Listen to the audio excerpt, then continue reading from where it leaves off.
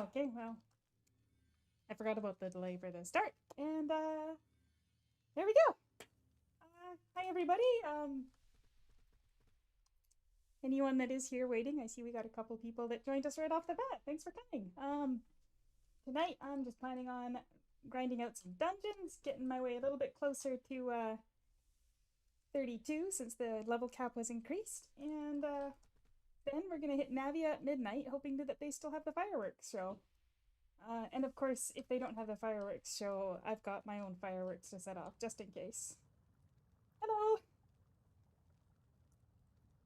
I believe there is some delay in the stream, so sorry if it takes a little bit for me to respond to comments.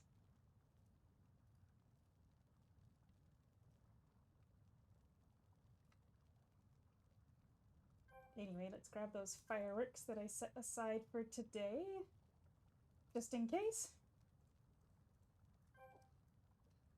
And I had a friend that said they wanted to join me just to get carried around in dungeons, so let's see where they're at. In the meantime, I'll start with some solos.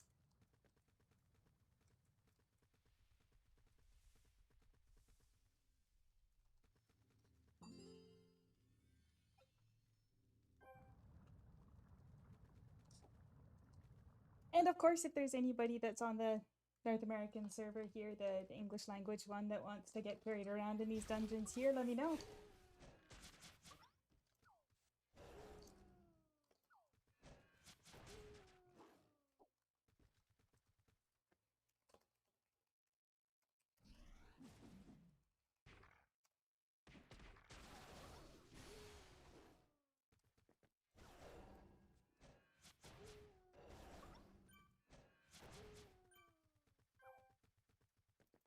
There we go. Oh wow, you don't even have a... My friend here doesn't even have a panel on this character of theirs. As loud as a fan.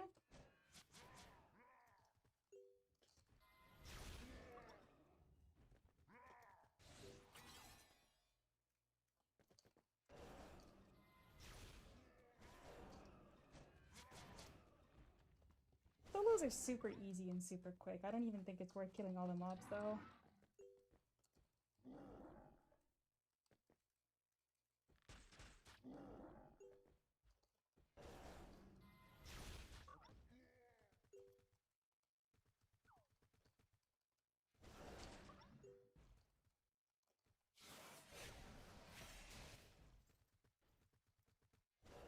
Should I invite them in world chat as well?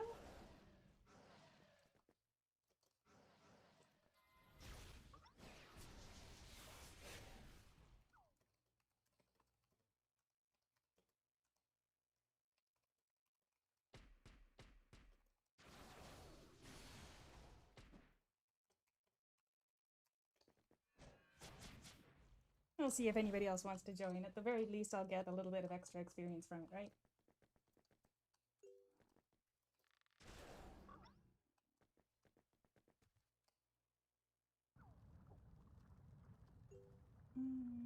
And my food is about to run out. I don't think I have another...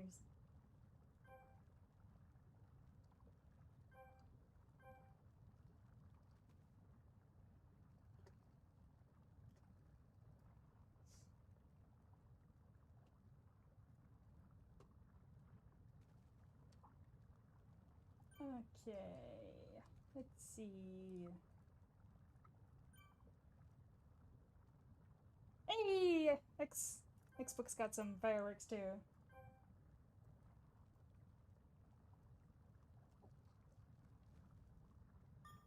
Now I want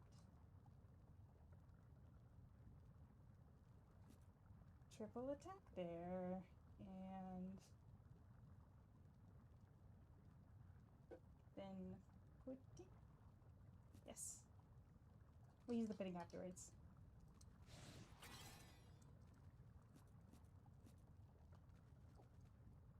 Alright.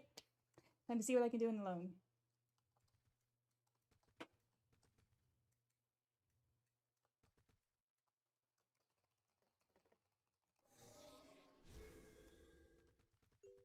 Alrighty. There's Naomi.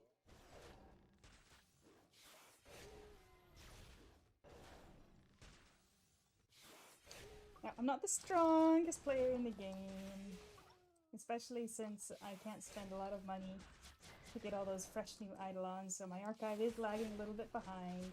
So personally, I prefer to go a little bit slower than most people do.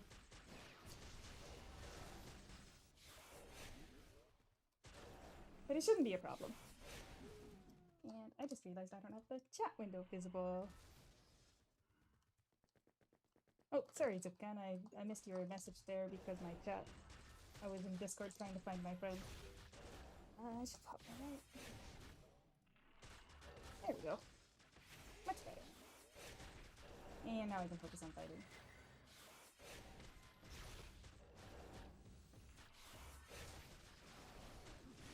Oh, I meant your panel, Xbook. I guess you're watching the streams as well. I meant the panel. Yeah, how I have the Santa tier panel?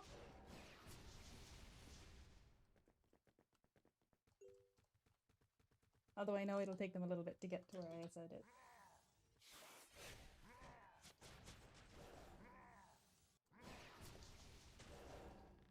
Let me know if there's an issue with the audio though. I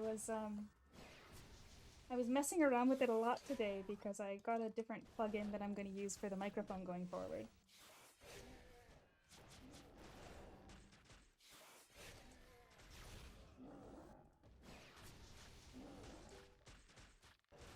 Suppose I could throw her for him.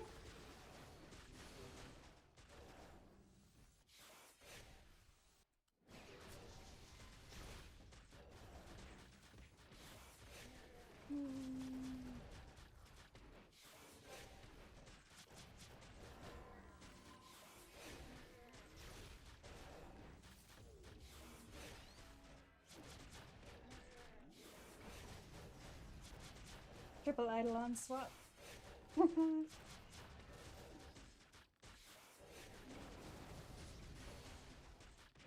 think the game audio might be a little on the loud side. Oh, nah, I'm using DPS food Xbook, so you don't need to... You don't need to give me any food for move speed, unfortunately. It's not going to help anyway because I'm going slowly.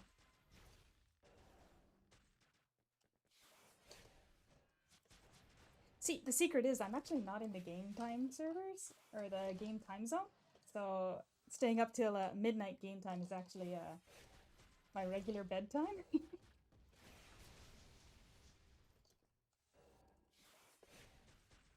And yes, I do go to bed really early because I work really early in the mornings.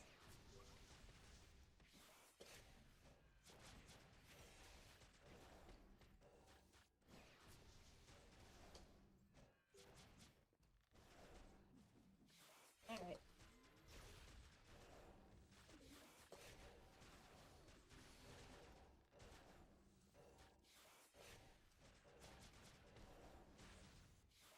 I think my Eidolon swap didn't work very well there, huh?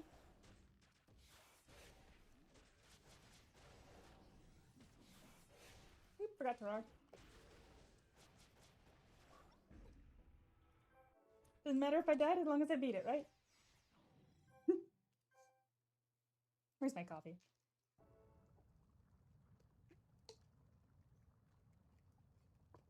Oh, it's not on.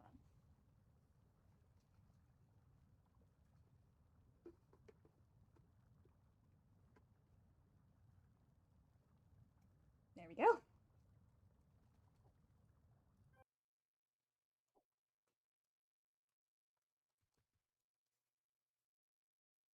Oh, hey, look, you brought Festiveth, and you didn't even know that I've got my Festiveth's accessory in my hair for the stream.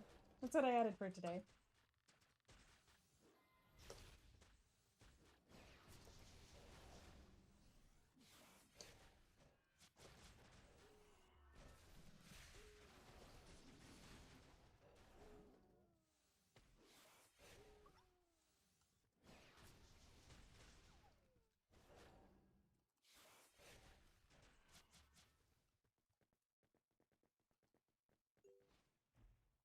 So Xbook is just finding out the stream's got about a 1-minute delay on it, but of course that's important because if they go ahead and say something like a rapscallion that I need to block, I can immediately stop it. Very important.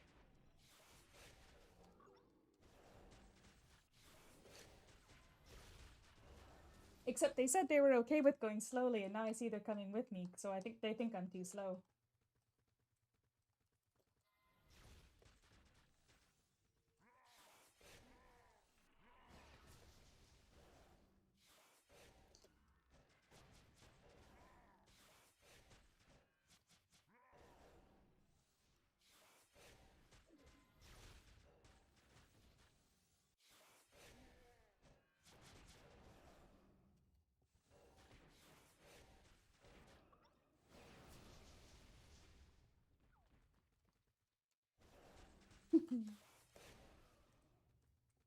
Oh, you know what I can use? Be a little bit stronger.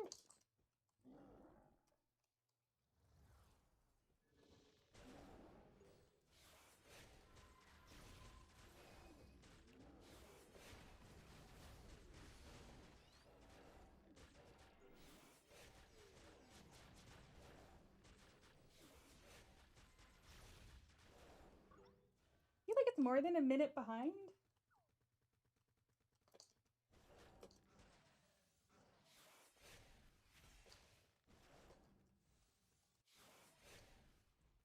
Oh, well, I still can't use experience food anyway, because I need the DPS food.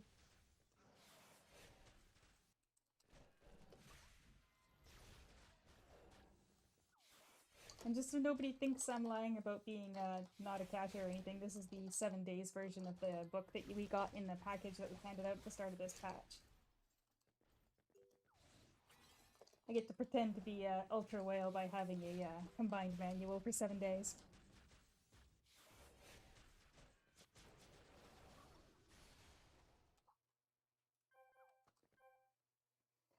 Oh.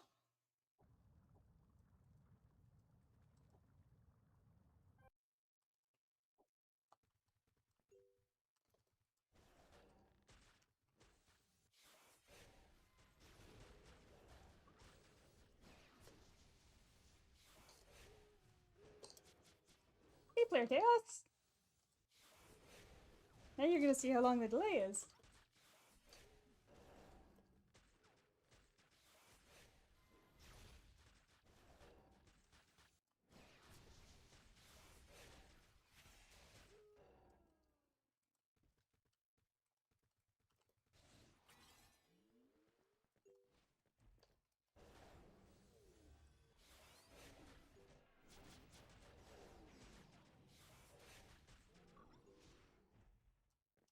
Source is such a good debuffer. It's always nice to run with a source. Plus, now they got move speed on their party buff. I'm glad they started adding that, but it just makes me wonder when we're gonna get the buff for bow.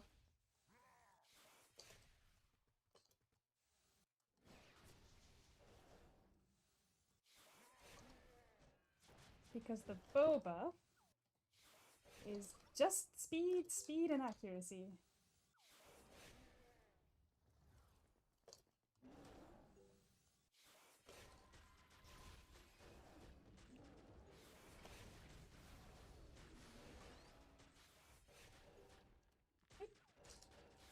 Missed the charge.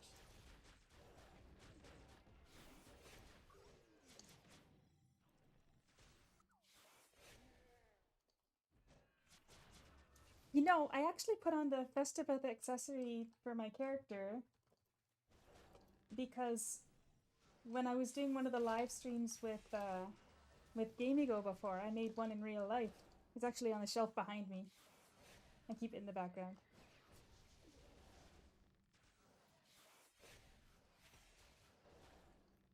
The last patch didn't include anything else other than some just like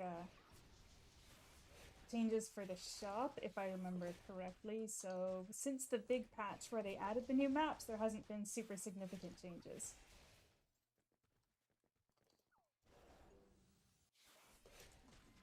Which is a little on the disappointing side because I was hoping that they would fix the event being only accessible to S25 and below.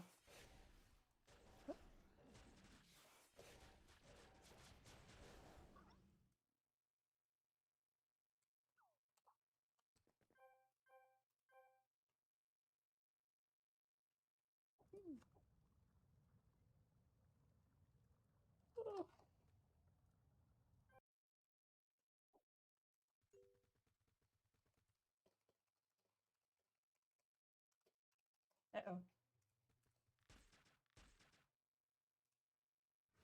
These guys are reflex mobs, so my personal strategy for dealing with them is that if you freeze them, they can't use their reflex skill. So you just come up beside them, hold them in place, and then they can't use it.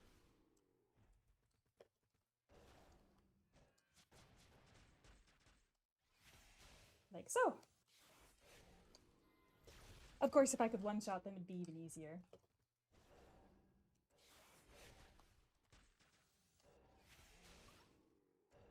Hey, I got a couple there.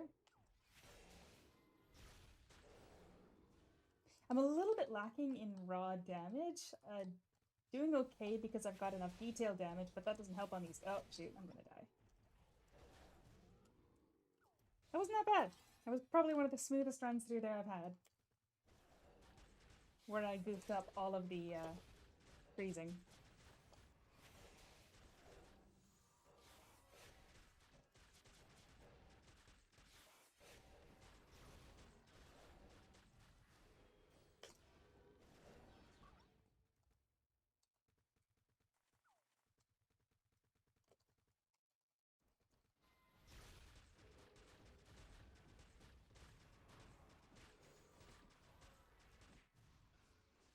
Alrighty, here we go.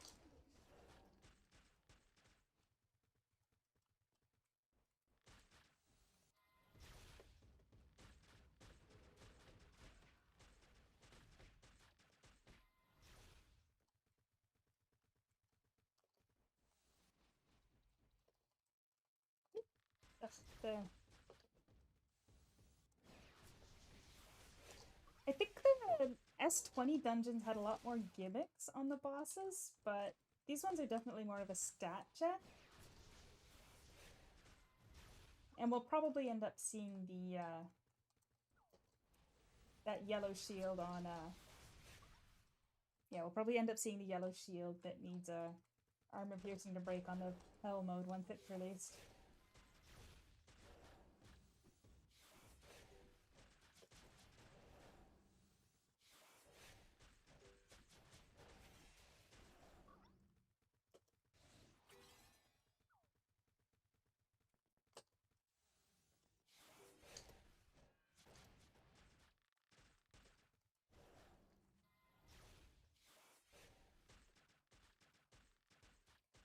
And Xbook was just asking about the accessory that I was making in real life. Yeah, I made the Santa Raphael's hat. I made Abe no Seimei's mask, which is the mask that I was wearing on my model in the last live stream, and I believe the last video that I did that had the model in it, because I just didn't take it off. But I also made Inaba's hair accessory and Festival Elizabeth's hair accessory that looks like this, as well as her neck accessory. I really like making things. I swear my only hobby, or rather video games isn't my only hobby. I do have other things I do.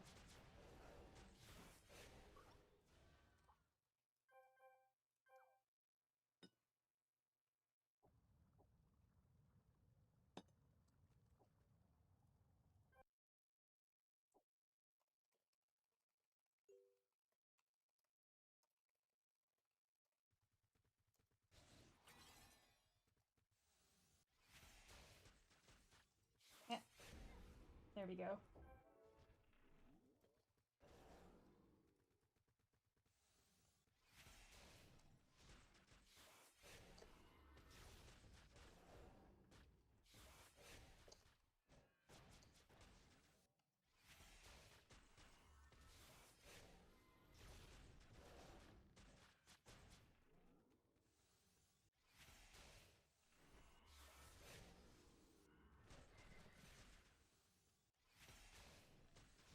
See, I actually barely used Ice Arrow before this dungeon. I don't know why I didn't like it very much, but now that I can see it's got a pretty decent range,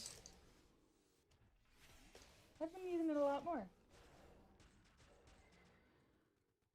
Immobilizing them with ice doesn't actually stop them from using skills, but for some reason they just won't use that reflect skill when they're frozen.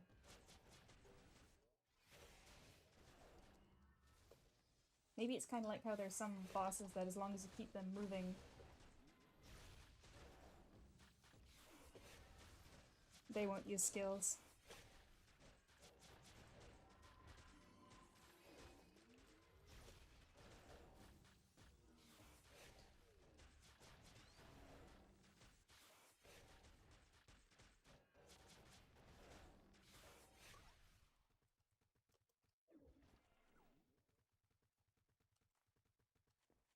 And these guys should be fine to just gather up. They pull you around though.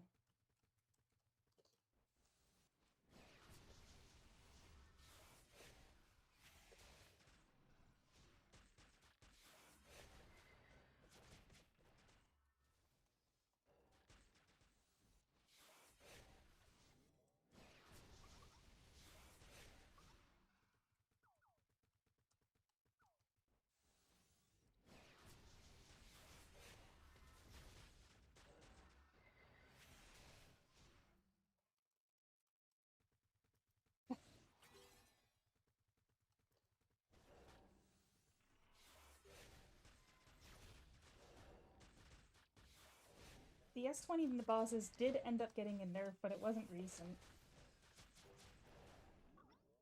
Especially that thing where after you attack 5 times on the ice boss guy, you'd lose the ability to use your skills for a while.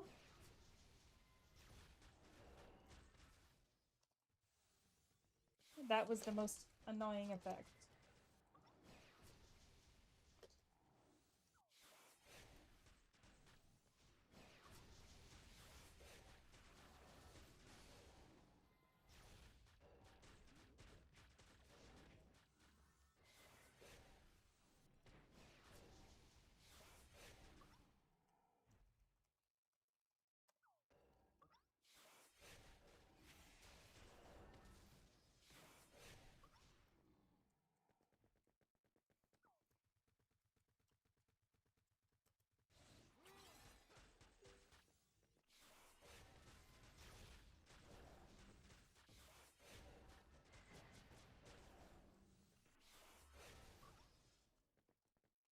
Fire bosses! Seems like there's a lot of fire bosses recently.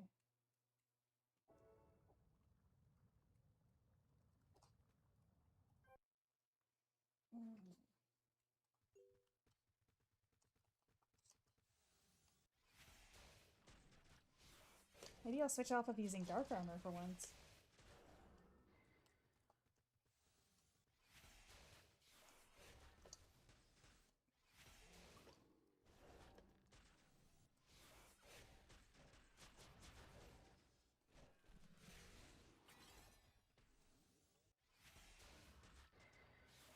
You got it.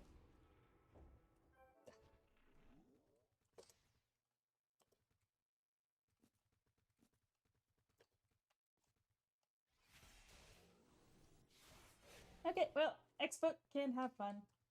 And yes, I did die to reflect, but that was because he used it, or he started using it before I froze him, so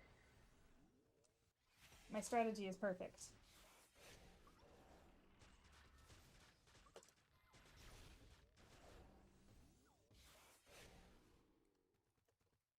Well, should I say the strategy is perfect? I am not.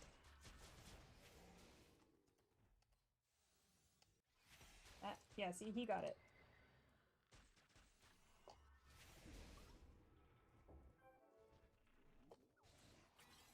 Well, at least it's the last run. It's only because people are watching that I'm dying.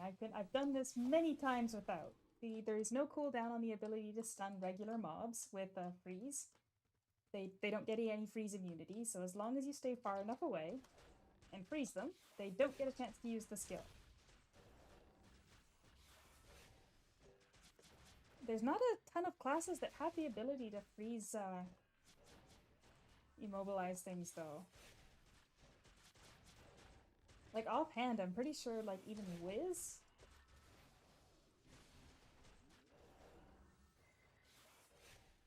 Even Wiz doesn't freeze them in a block, it mostly just moves speed down, right? And no, the mobs are definitely reflect. You can see when the little shield pops up, and you can check their skills next time you're here.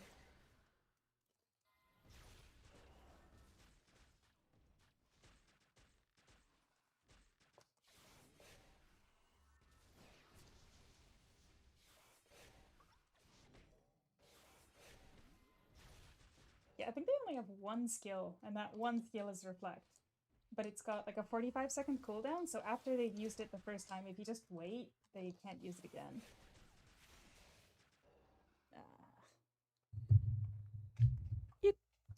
Excuse me for a moment. I messed around with the microphone a lot before starting, but unfortunately, if I turn up the volume, the sound of my keyboard overpowers the sound of the microphone, and I thought it was very annoying to listen to.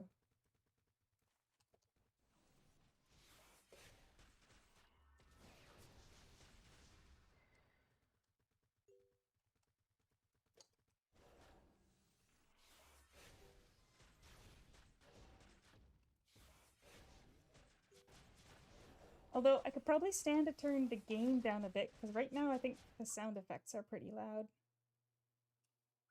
Maybe that'll help.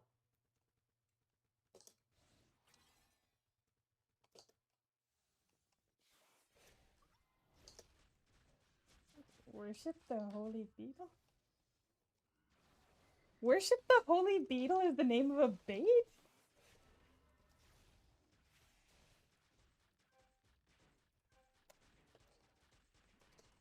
I wonder how many megaphones I have if people keep being rapscallions.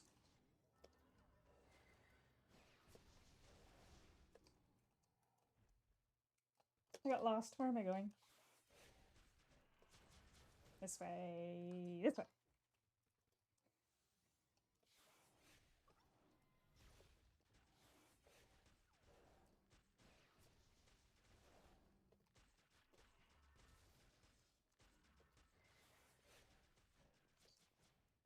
I'm kidding. I'm not going to blur world chat. You can barely even see it behind my head anyway.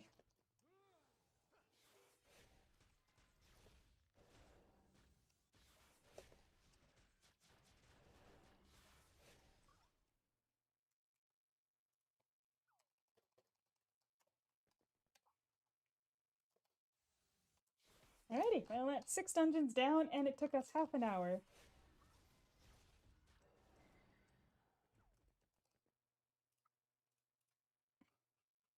Next up is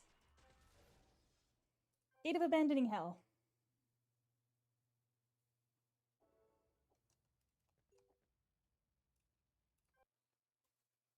Where's my coffee?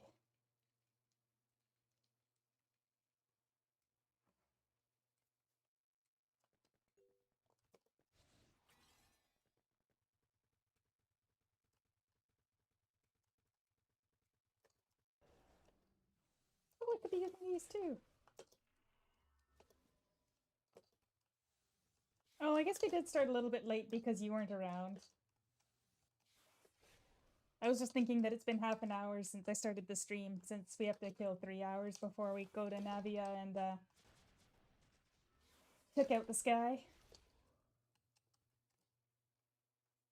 Think of it. Hold on a minute. There we go. Oh,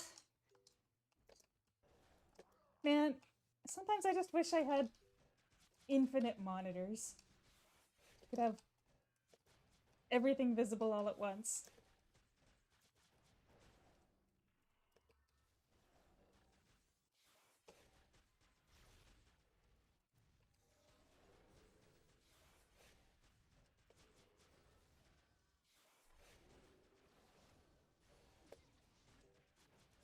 Oh,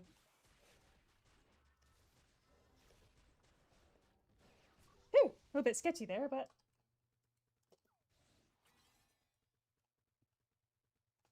see, not having any healing skills on this class is a bit of a challenge.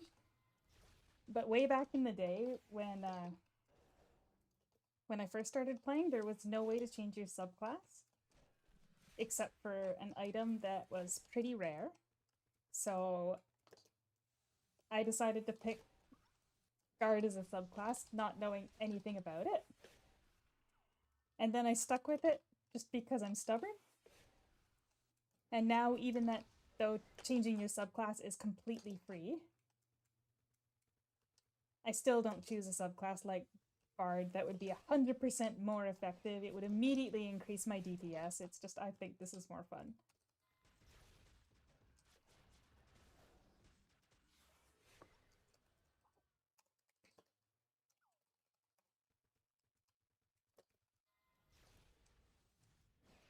And you know, sometimes being fun is more important than being meta.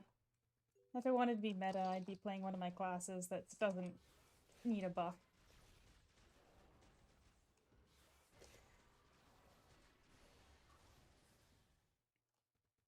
Qatar sub Ravager.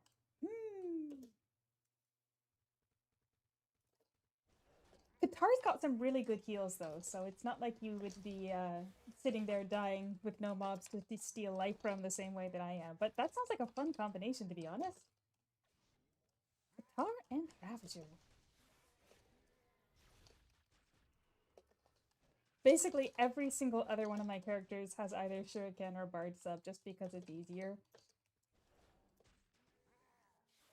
Combo skills, for sure, for sure, for sure. You can see on my Q button here, I've got Meteoric Arrow. I will, even though it means that my Envoy path kind of has to suck, I will never get rid of that.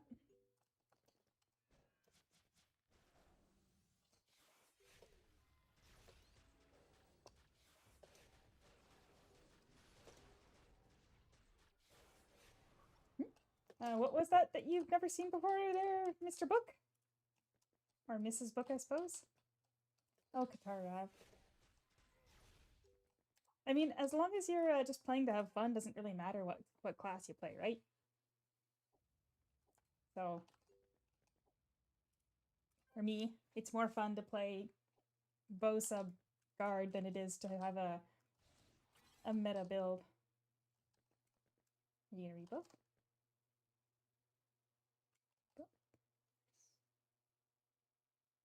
Yeah, he just doesn't want to rebuff yet. And you know, you're right about combo skills. They're not usually considered to be meta, but the iframes, you do get the iframes on them, except that I hear that the iframes don't work on Nunchuck. I haven't tested that, but the iframes can be enough to get you through some tricky spots. I use my Meteoric Arrow like that all the time. Book just noticed that he didn't rebuff.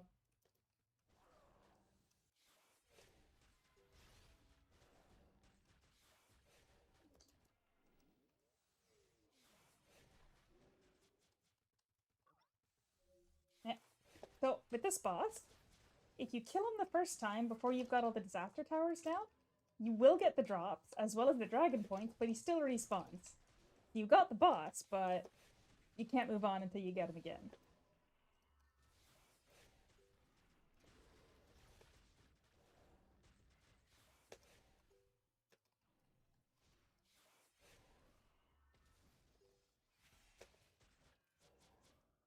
Iframes for Eidolon combo. Honestly, I never use my combo skills with Eidolons, despite the fact that I have compiled the ones that were available a couple years back all into a video. I would love to update that. I just don't have access to all the new Eidolons. But yeah, I guess I swap Eidolons too quickly to be able to make use of their skills the same way that I do my combo skill.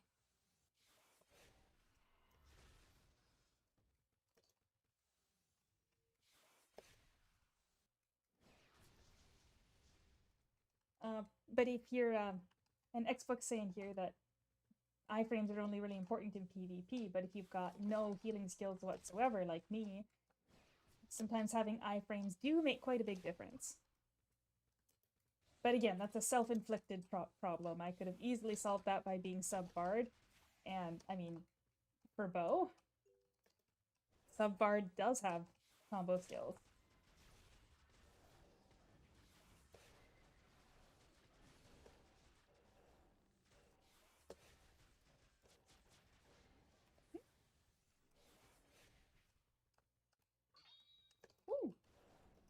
That'll be a weapon box. Yeah, I got 2 now. Speaking of which, did I get any recipes? No, darn.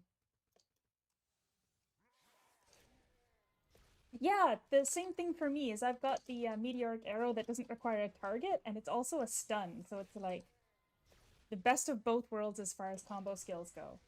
But again, I wouldn't recommend this build over Bard if you're looking for a meta build. I just think it's fun.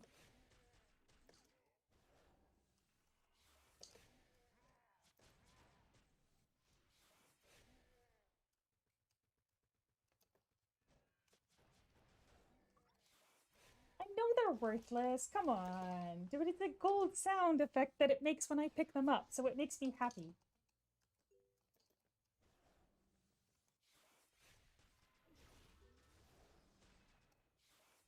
Whoop.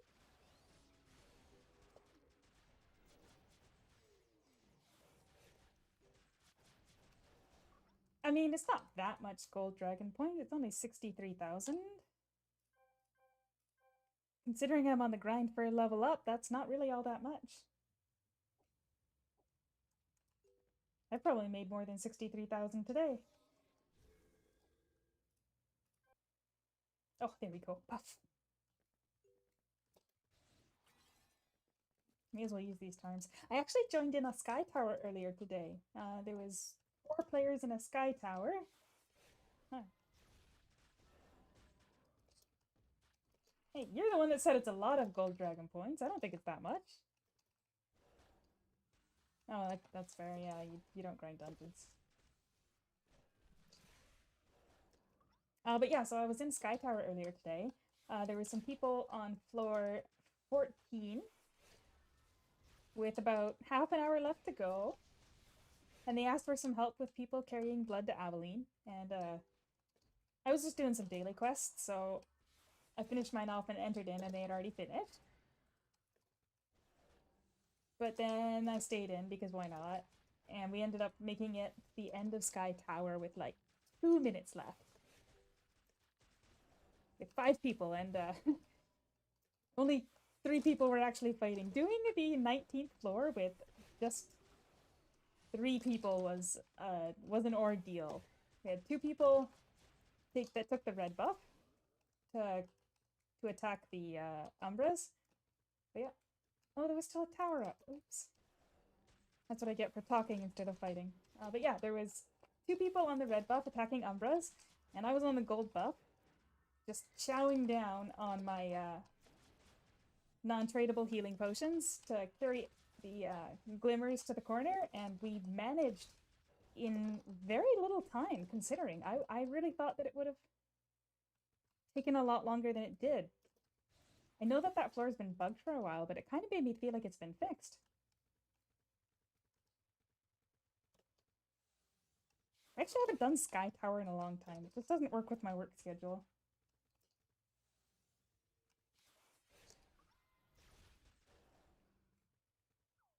It's just kind of something, you know? Sky Tower. Back when it was first released, the very first time, I only managed to get to the 4th floor with our full raid.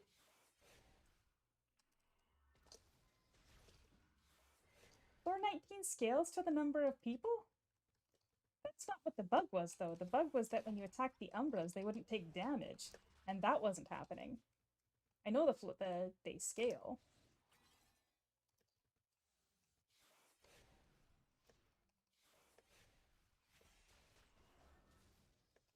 I don't know. I know that the other floors did scale with the number of people that were in it, because back in the day we wouldn't let just random leeches in because of that. Or maybe it was superstition. But the Umbra's healing, I'm pretty sure that was a bug. Great.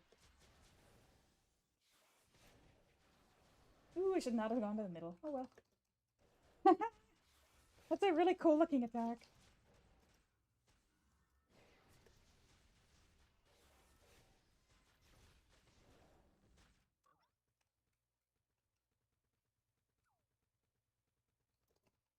Well, yeah, if you've got 20 people that are all participating, of course it'll go fast. if everyone's being able to get heals nice and quick, they can all deliver the same.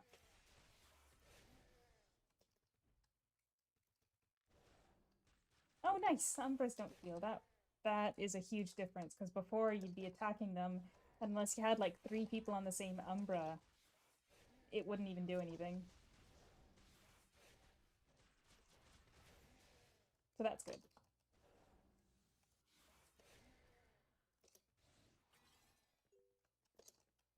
But yeah, way back in the day, our first time doing Sky Tower, we only got to the 4th floor, and it was really depressing.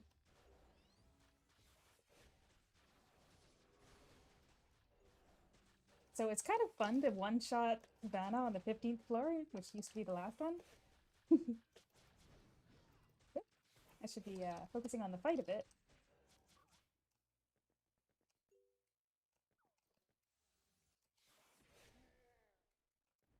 Alright, you can solo an Umbra even with the healing, it just takes a lot longer. But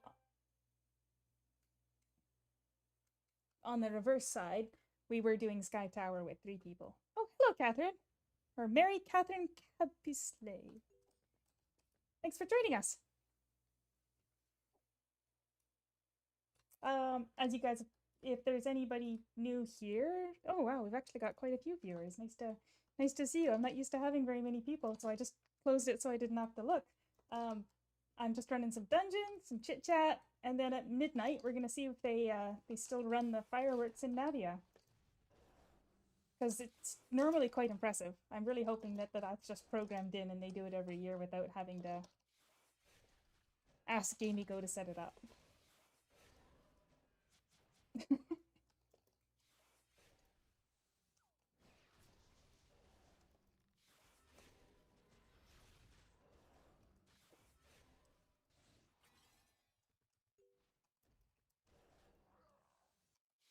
Alright, focus, because every time I stop focusing, I miss a tower.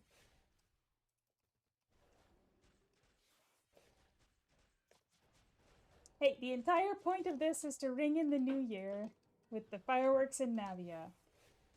And if X-Legend doesn't give us the fireworks, I'm bringing my own.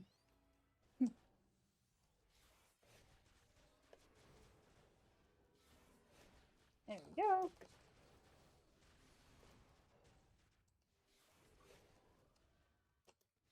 No problem. I got plenty of...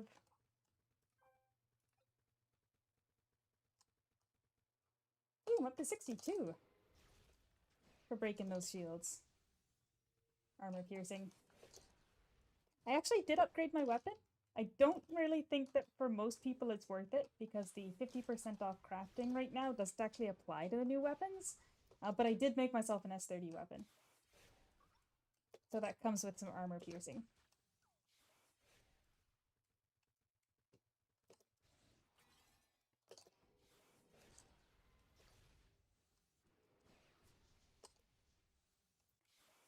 See, that's what I'm hoping, but I'm not going to ask anybody that was on the French or German servers, because they're 6 hours ahead of us or something, 12 hours ahead of us.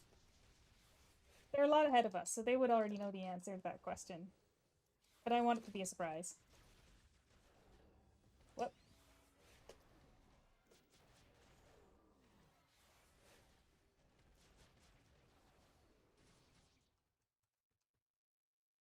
It's huge.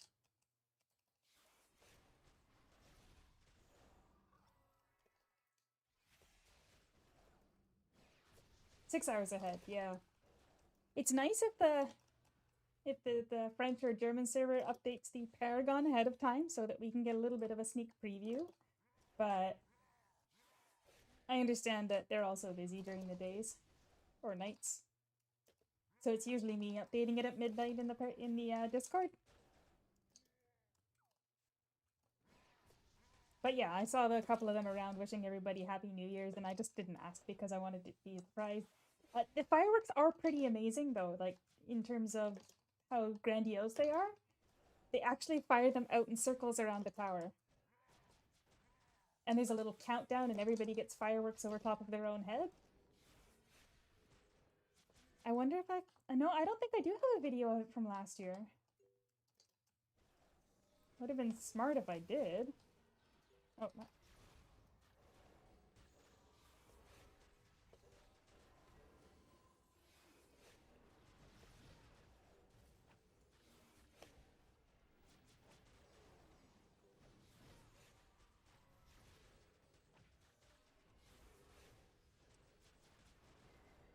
So one thing they like to put on bosses now that kind of sucks for bow are these shields that make it so that you can't damage them unless you do a certain number of hits. And for some classes, that's like not even a problem. Like especially on whip, where you can get a bajillion hits with your blood whip.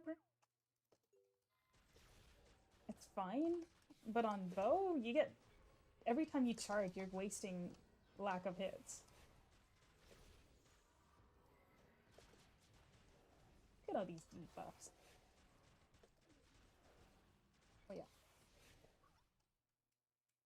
I don't think Mr. Book over here needs the I don't think Mr. Book needs the Eidolons anyway. Hopefully. Oh, I gotta repair my weapon though, so hold on a second. And I could teleport to town, but I've got enough LP. It's not gonna be a problem.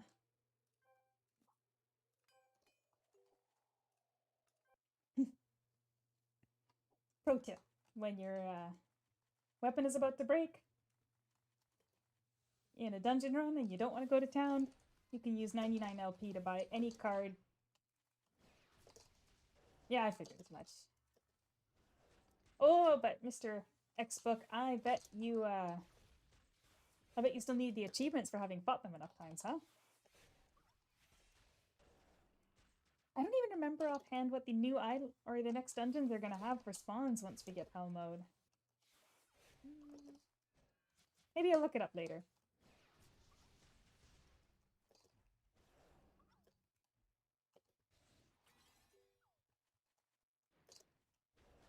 Yeah, so this guy's another one.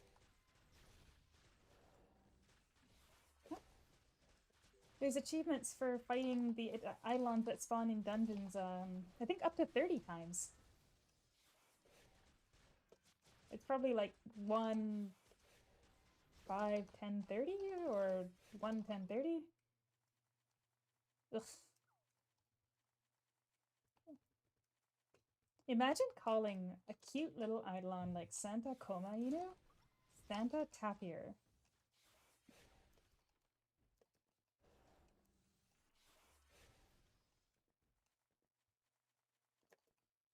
Well, 30 times isn't really that much if you run dungeons. If you run dungeons.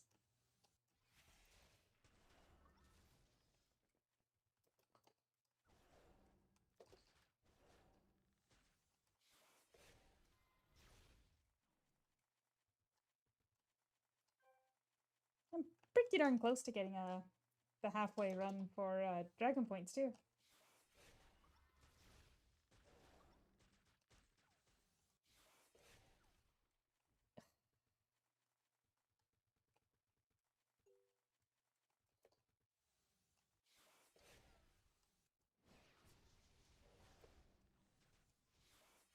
Hey, look, if I could change the way that Google translates stuff, I don't think I'd be playing video games right now. I'd be messing with Google. And that's precisely why I don't have permission to unilaterally change things on Google. Oh yeah, this is the anti-leech dungeon. Ugh.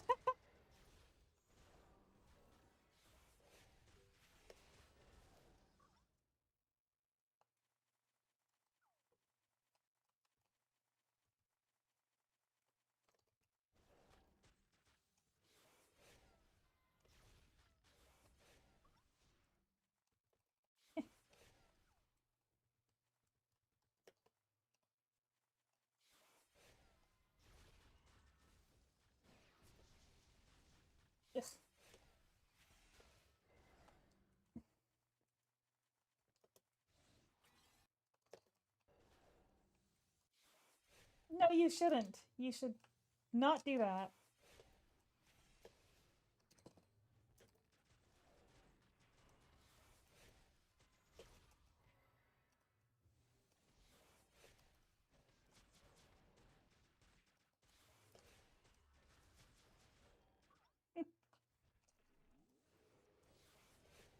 Yeah, when this boss was first released, once you hit 5 stacks of this, and you'd get 1 stack for every attack, basically, you'd lose the ability to use skills for like 5 seconds or something, meaning that you basically end up only being able to attack for very short periods of time if you weren't using an immunity eidolon. So I'm kicking you from the party right now! Or at least running far enough away that you can't show off your heresy.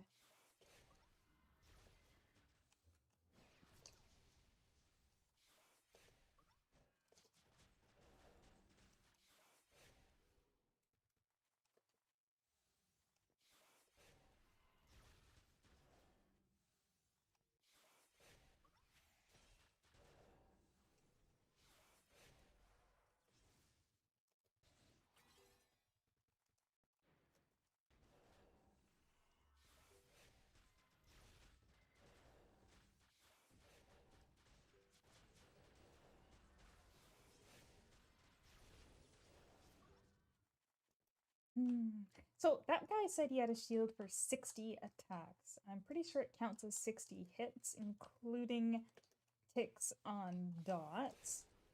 But that's not exceedingly fast to do on bow. Whereas on some classes, especially ones like Whip, you can just like absolutely hammer them with attacks with like triple follow-ups and triple damage strikes. And they'll be gone in like a second. And that's one of the reasons why I really think bow should get a very significant upgrade, because the way they've built the more recent dungeons, they're specifically. Oh, maybe it was 30. I was trying to read the debuff. I'll check it again next time. But yeah, like in BLD, one of the bosses' shield had like over 100. I think it was 450 or something for his shield if he put it up. Like, no thanks, not on bow.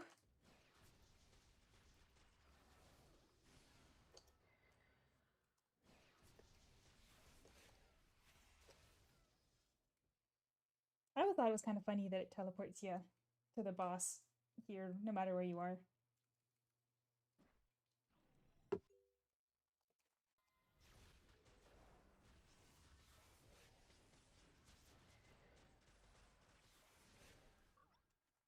Ugh.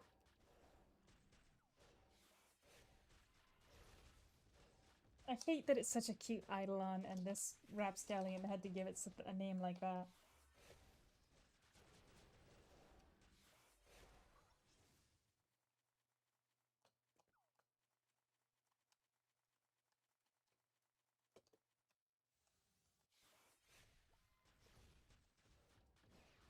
Oh, we better do hell next.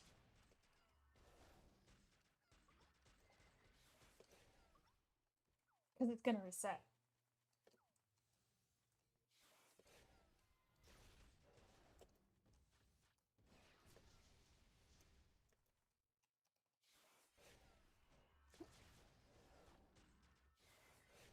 Oh, you're staying there. Okay, never mind. I'm just gonna go then.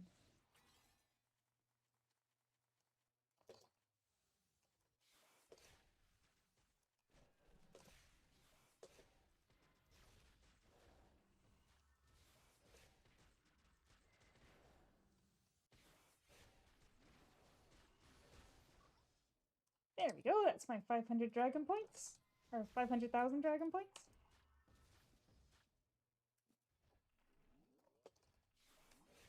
Uh-oh. Hmm.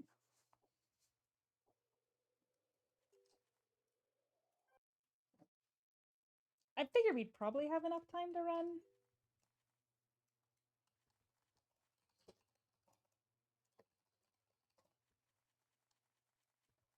We'd probably have enough time to run another party.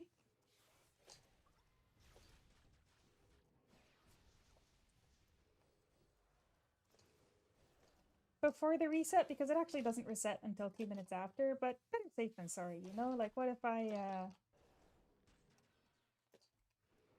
What if I accidentally drink too much water and not enough coffee? My coffee concentration reaches too low.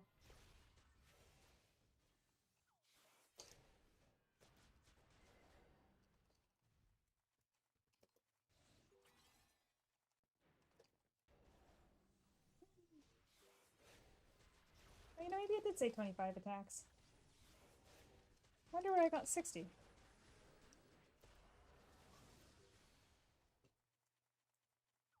80? Maybe we're reading different buffs. I don't know. I'm too,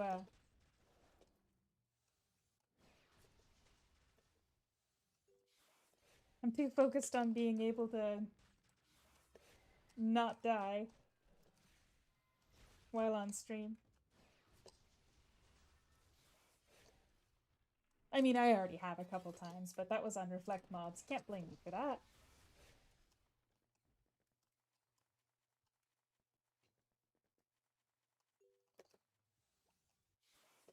Okay, you check the database while I teleport you to the danger zone. Great idea.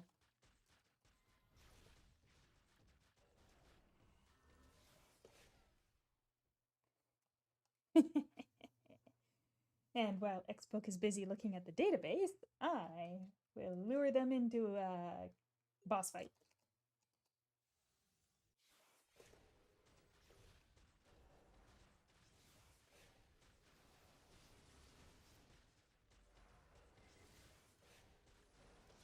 Well, it looks like they were paying attention.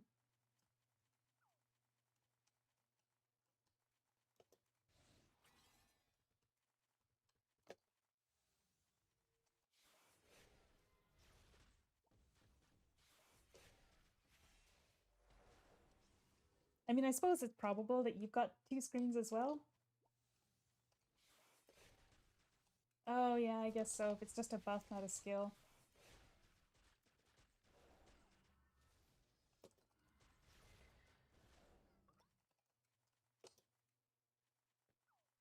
Oh well, I guess we'll have to check later on the next run.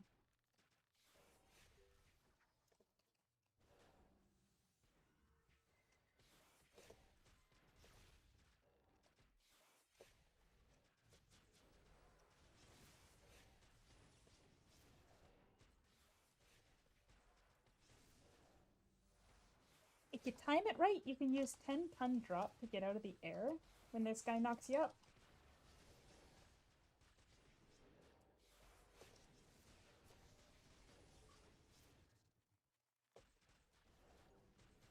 Hey, we got another Michaela. That's pretty rare.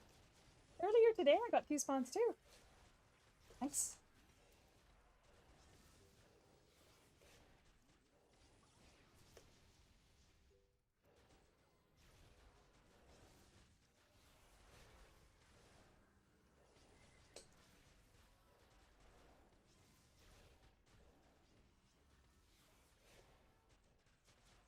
If only she could do skills like this once we spot summon her.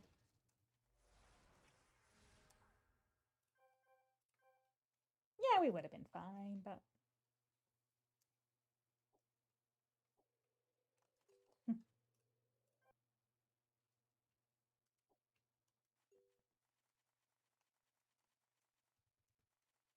And there we have it. 2 hours to go until the fireworks reveal. We'll have to make sure we're there a little bit early, because if it does start the countdown...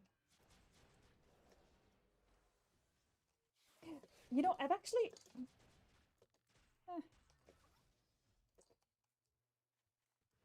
Rika Ponuts, welcome! Up on nuts? I'm sorry, I don't know how to say your name.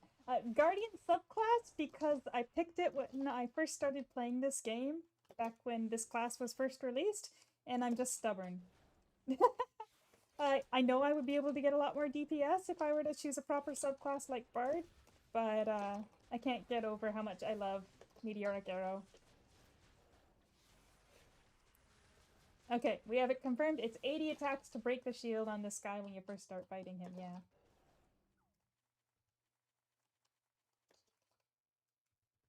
So with Guardian as a subclass, and if you're familiar with the game, you probably already know this, you can roar on bosses to give everybody in the party drops. I'm bad at remembering to do that, so you won't see me do it very often. I mean, Xbook is kind of running with me, so not really necessary. But yeah, a Guardian as subclass for me is more of a I don't want to ever give up my Meteoric Arrow skill, which is one of the combo skills. And also, I'm just stubborn. I find it more fun.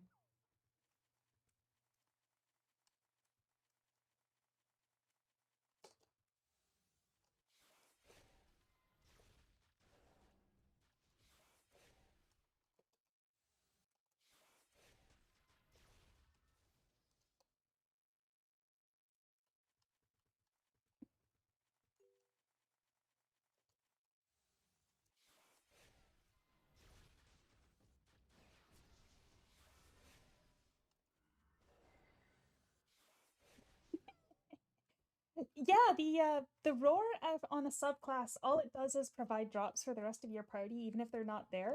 That is the niche it provides. Uh, but for me personally, it's all just about the meteoric arrow because I forget to roar for people.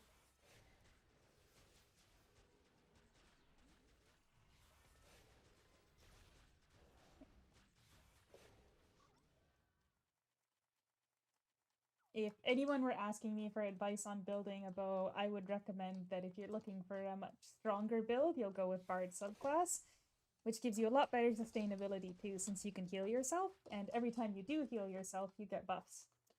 So really, there's very little reason to use guard subclass if you're not roaring for other people.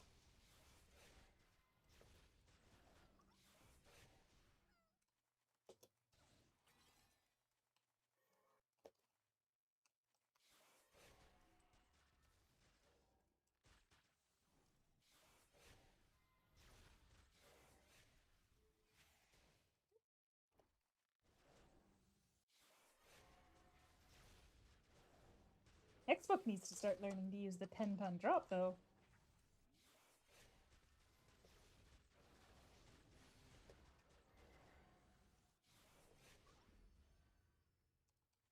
Ooh, is that 100 times achievement? Nice. Oh, that's not where I wanted to go. Whoops.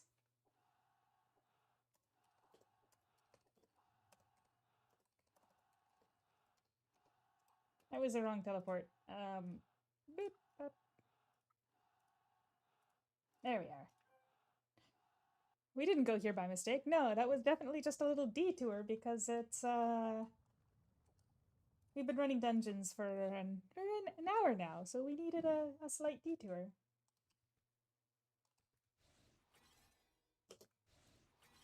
My cards should be running out soon, so I'm just gonna pop another set. Hey, what the heck, I'll use one of those too. And I should just put that in there. Ta-da!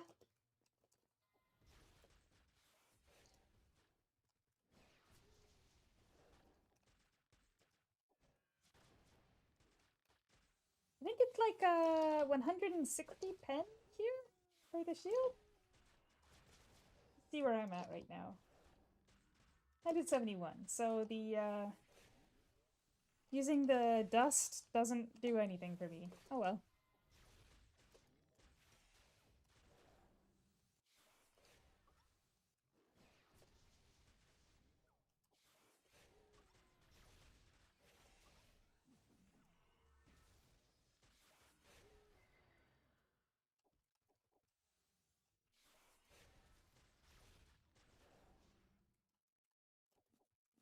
But on my oh, and Xbook is just showing off their archive with 211 pen. Right now, there's no nightmare dungeons open, so 211 is just overkill in general, huh?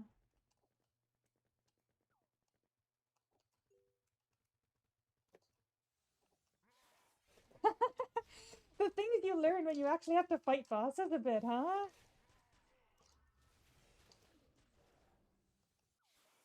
Yeah, for any mob that knocks you up into the sky, when you're fighting them or boss. I think there's not a ton of bosses that do it, but you can just use the 10-ton drop to get back down to the ground a little bit quicker.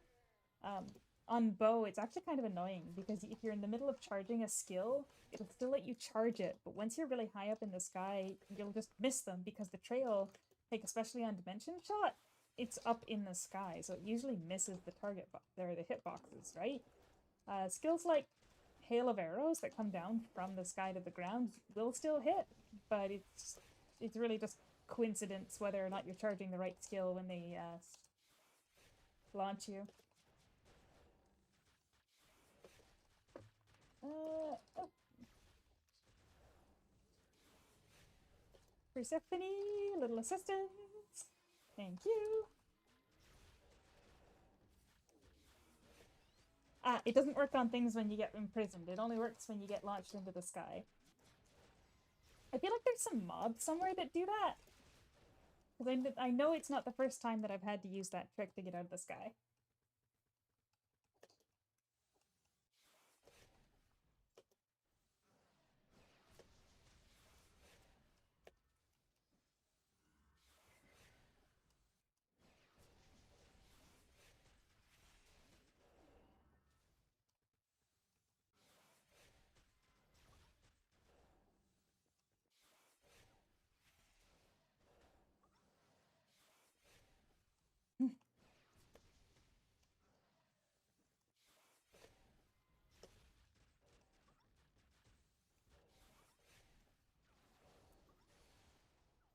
Oh, Xbook is just showing off how strong they are, that they've never had a mob knock them into the sky before. I don't remember what map it's on or what dungeon it is, but I know for sure that there are some that do. Whoop. Oh, I don't have any feathers. I got distracted. Alright.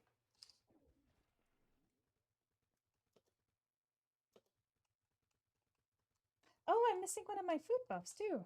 I forgot that it was going to run out while we were running. Where is my food? As you can see, my inventory is great. I would take no comments on it. Eating.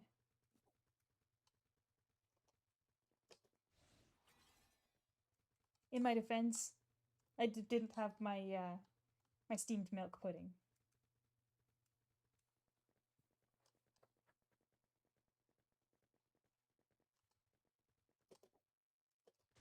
There we go.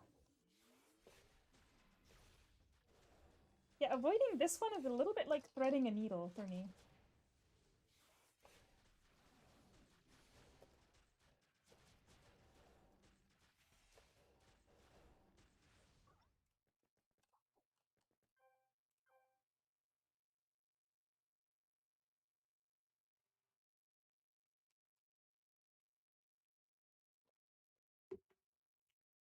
Wait.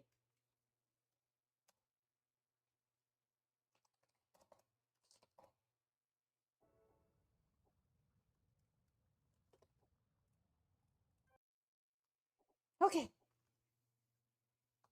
This will be the last run of this dungeon before...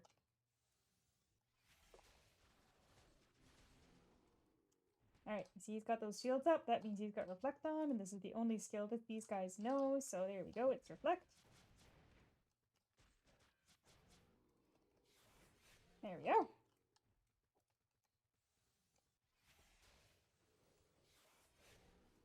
That's better. That's what I was trying to do last time. And then as long as you're out of range, they won't use the skill.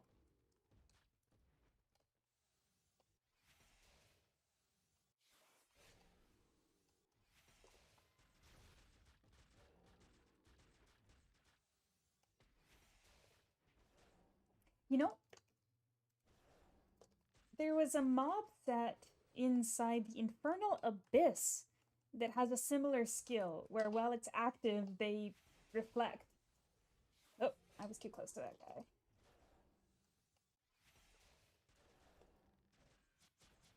Except for them, it's just some swirling flames around them. So, you know, once you've seen something once, you remember to think of it the next time you get one shot by mobs that really shouldn't one-shot you.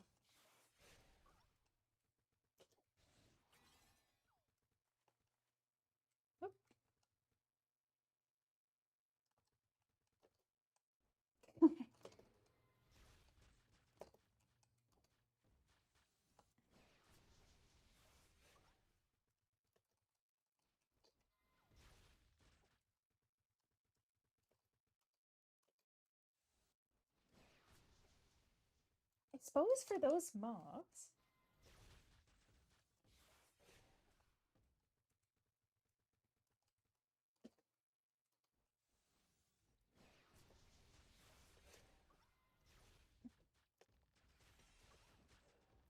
Yeah, Qatari Infernal Abyss is actually not too shabby, but, you know, back in the day when we didn't have everybody on move speed builds, it was quite challenging to try to get to the end.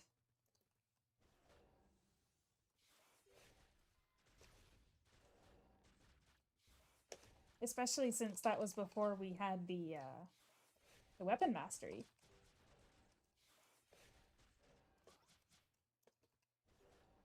Ravagers were all spinning tops, because everybody was a Storm Ravager back then.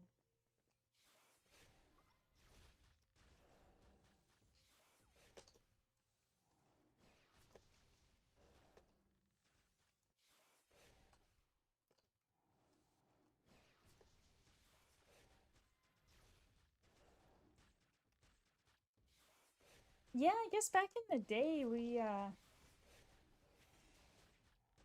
didn't really one-shot everything the same way we do now when we ran dungeons.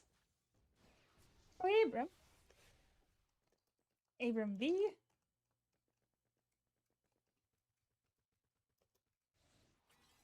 Nice to just see you here.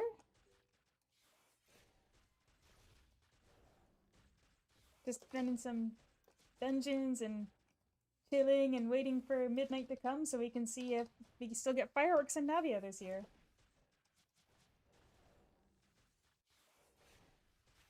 And you know, not to get completely off track of what the topic was, but I've actually only ever been in Navea while the fireworks go off.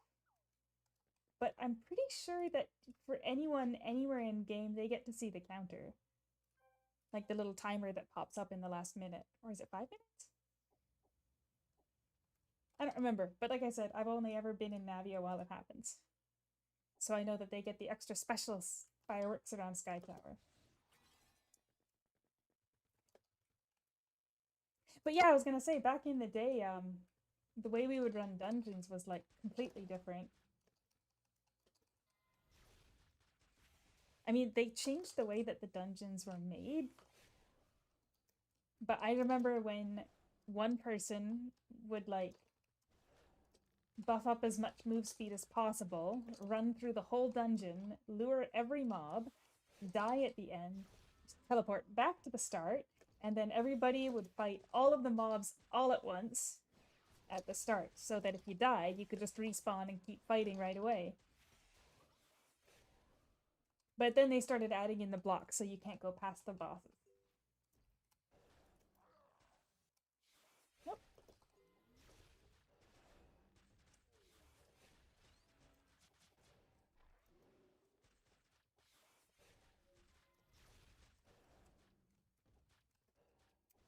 Let's see, the first Otherworld dungeons, so they were the big ones.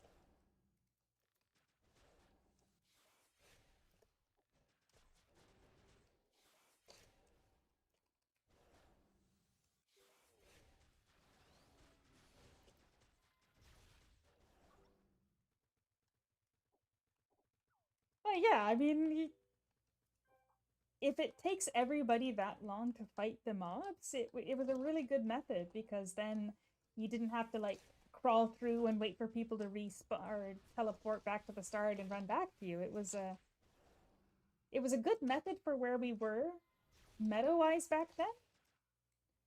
We did that all the time. And then everybody would run through and get to the bosses, and we'd all fight together against the bosses. And like, I don't even know if we knew what Roar did at that point. Like, there might have been some players that did, but I don't think I knew.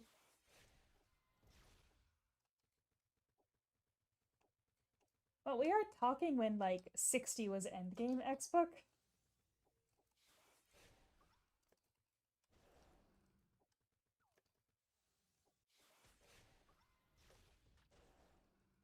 Just to survive. I remember I spent way too much gold getting a Titan set, I think it was. The defensive level 60 set. Just because I didn't want to die anymore. And I honestly spent way too much on it. Alright, we're gonna get out of that. AoE. No, way back in the day, endgame was like closer to 55, and you would actually have to spend time grinding.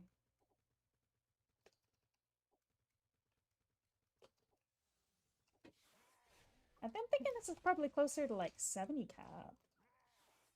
Yeah, there was no Eidolon archive, and times were very different back then.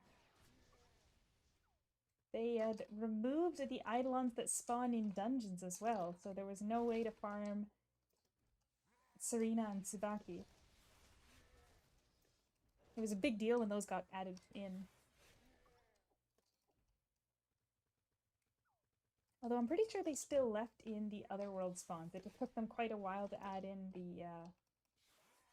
the regular hell mode spawns that for level 40 and 50 dungeons.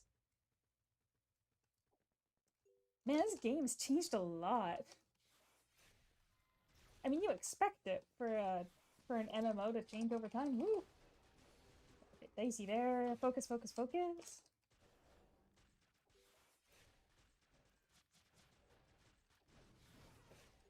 Easy.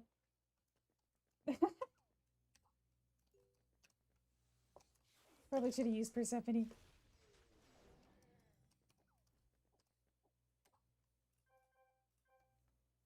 Oh, I guess I could show you guys my 3 Eidolon set. Right now I've got Tsukuyomi for the move speed and dark damage. And you might have noticed that I've upgraded one of her skills. That's because it has the plus damage received debuff, which is really nice. And then of course I've got Otohime for the combo skill, and Persephone for the emergency defense.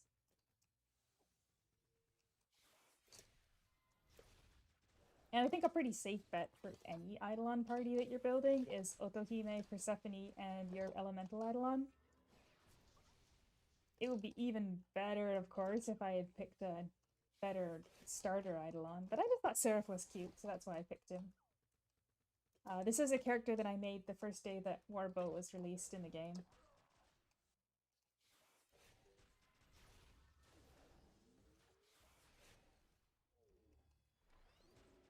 Oh, and X here is complaining that it's too much work to swap Eidolons, but you know, when you're just scraping by, it's just enough to get you through.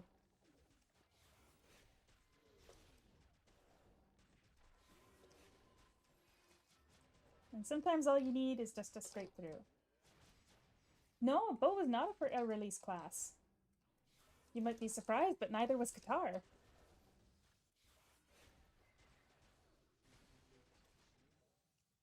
Oh, last target on the boss. Where are you? Oh boy. No, there was tons of classes released after. If you go up your thing here. Yeah, Brawler was the first class to be released after the game opened. Then Ranger was second. And it goes from there. So after Ranger, we got Ronin and Reaper, then Holy Sword. So on and so forth. So Rockstar was actually pretty late in the lifespan. Yeah. When I first started playing, I started on the open beta day 1. And I played Wizard. And I actually leveled up pretty high, considering that at that point you had to grind quite a lot. But once Bo was released, I decided that I'd ground a lot alone and I wanted to make more friends. So I switched server, I started a Bo, and rest is history.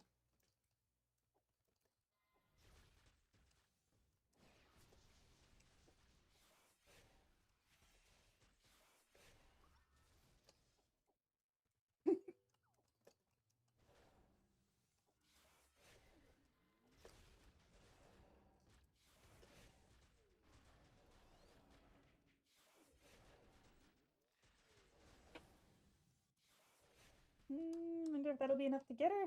No.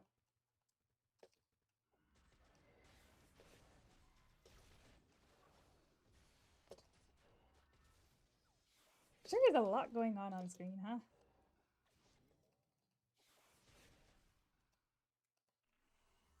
Hey, get out of here. Alright, so once we're finished here, we'll have an hour and a half left. Well, and the next dungeon. We'll have about an hour and a half left to go.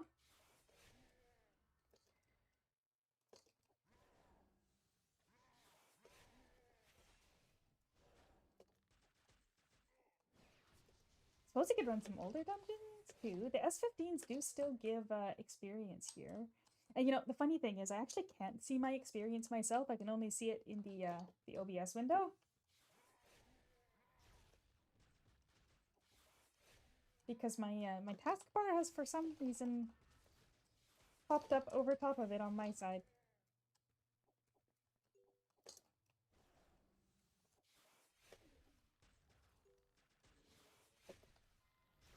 Alright. He still hasn't even started yet.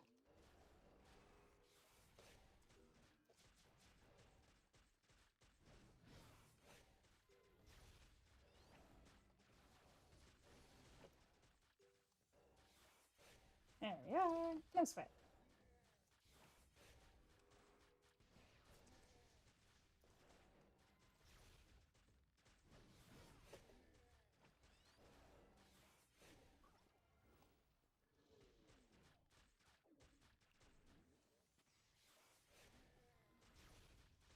I didn't even see how many treasures he spawned there, but the battle took a bit, so I bet you he spawned a couple. Okay.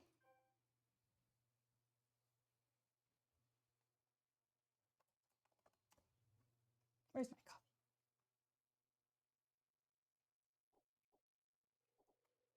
coffee? I spilled some coffee on my desk. That's not supposed to happen. 1 second.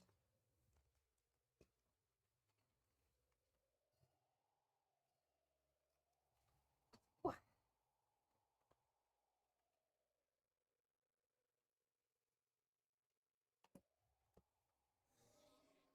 I mean, the real tragedy is the lost coffee, not that I got some coffee on my keyboard, right?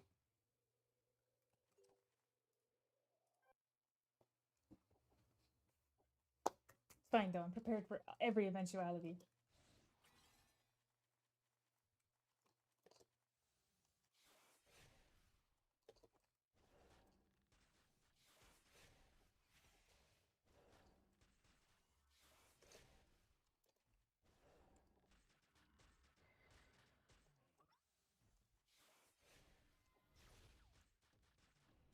I think those shields in the new dungeon kind of like have traumatized me because now every time I see little glowing shields on mobs, I'm terrified that they're gonna reflect. What if coffee was declared illegal, huh? Well, I guess send me to jail.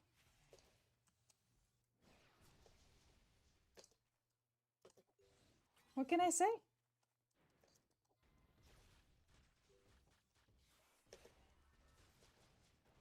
Actually, the coffee that I'm drinking right now was some beans sent to me by a good friend.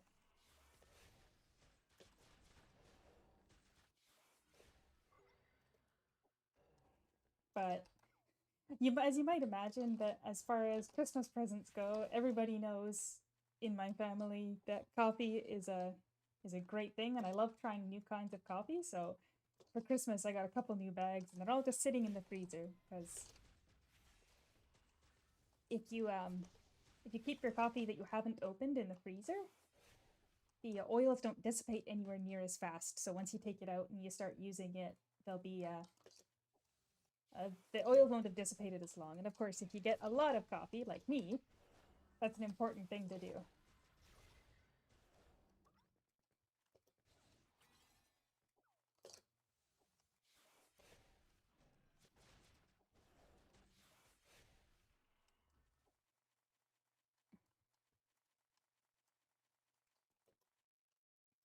Maybe, hold on here.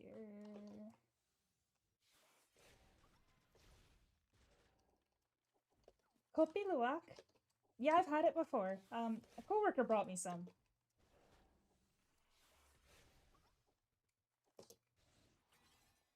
It's funny because she actually didn't want to tell me what it was, my coworker, because she was worried that if she told me what it was, I wouldn't want to try it. But she'd made Vietnamese style coffee with it, the super strong, cold, and served with sweetened condensed milk. And wow, it was so strong, it was so flavorful, and even I felt like it was a lot of caffeine. Wow, that boss just kind of vanished. Yeah. My Forgotten Age fantasy whiskey did a lot of damage to it. That's an important message for everybody. Alcohol does a lot of damage.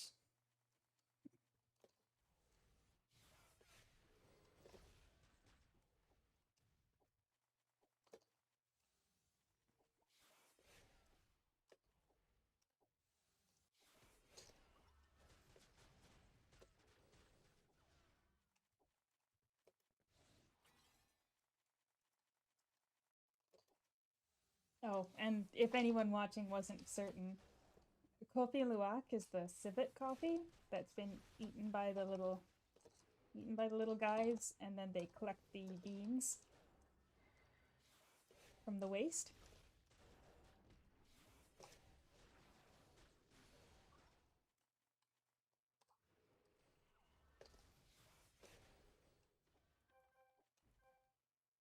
Pretty expensive too. And of course, when it comes to any kind of product that involves animals, and I'm not vegan or super restrictive about animal product type stuff, but it's expensive, and the animals aren't like frolicking around the coffee plantation eating beans and then they're collecting it from their waste. It's not exactly a very good environment for the animals. So I wouldn't actually buy Kopi Luwak, but I have tried it.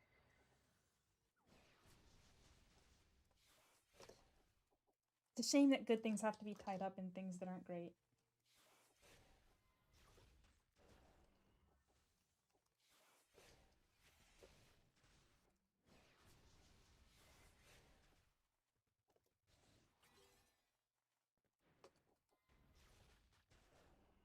But more importantly,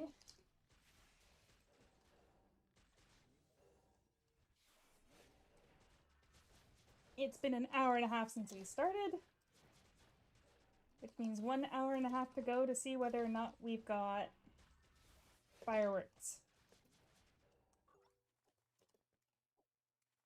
Mm.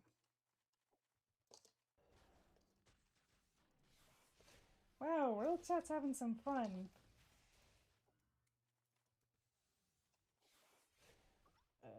What the?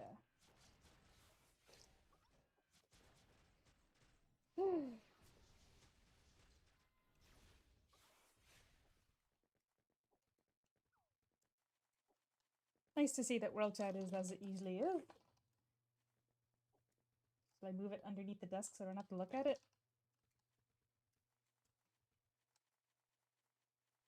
It doesn't exactly work. Oh, this is hell mode. Whoops, I didn't use the portal. So, if you're paying attention and not like me, you can run around this way in hell mode and there's a portal there that'll take you to this section. But I was distracted by World Chat.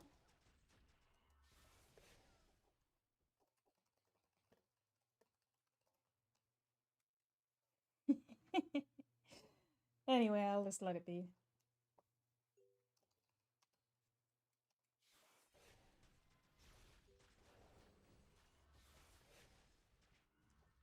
Oh, I didn't have my combo skill.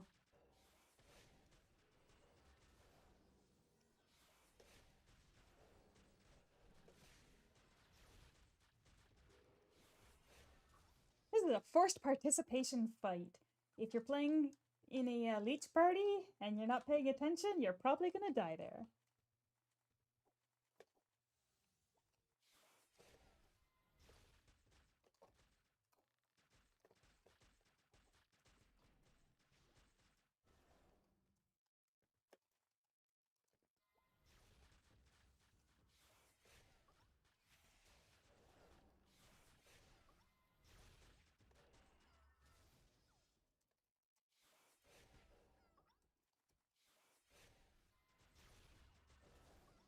Alrighty, one more boss, and then I get to decide what dungeon to do next. This guy's pretty nice, huh?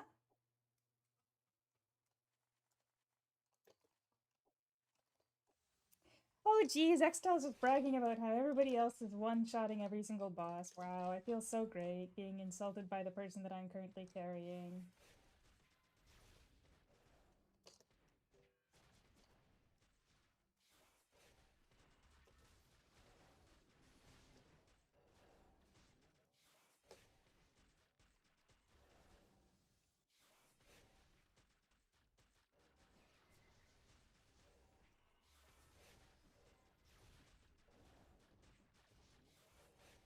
Let's see if we can get another spawn. We got pretty lucky earlier. Two Michaelas? Oh yeah, sure.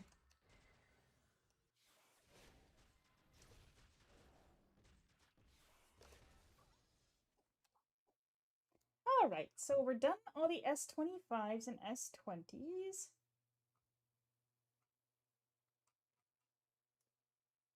Now everything is reset. So I think next is... No, we're gonna have to tag that. It's some fast old Otherworlds.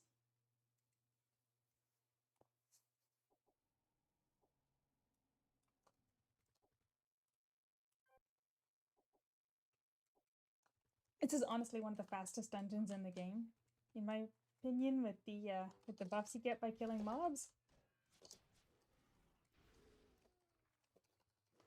And even the first boss, if you kill the mobs around him before you kill him, you'll get a bunch of buffs too. Well, up to attack of 10 anyway. Look at that. Extra 15% move speed.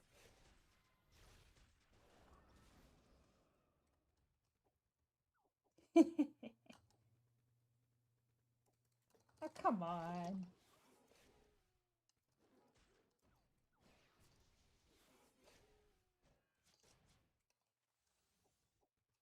Alright, you're trying to tell everybody what they can make fun of me for?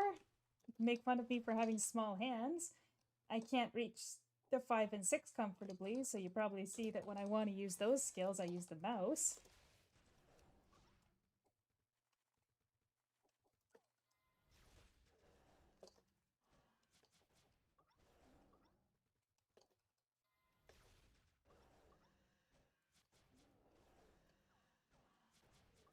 You know, quick trivia. I used to have this button, or for Terrifying Roar. I used my my keyboard software to change caps lock to A2, or Alt 2 it is, so that I could smash caps lock to use Roar, which was always a little bit of fun.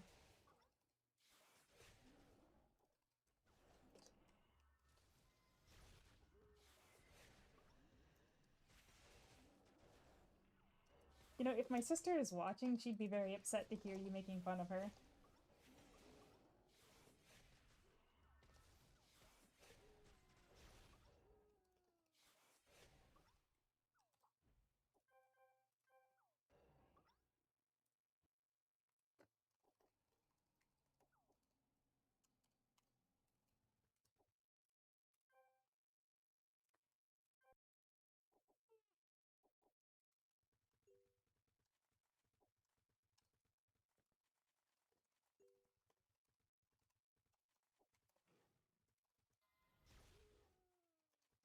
Mm.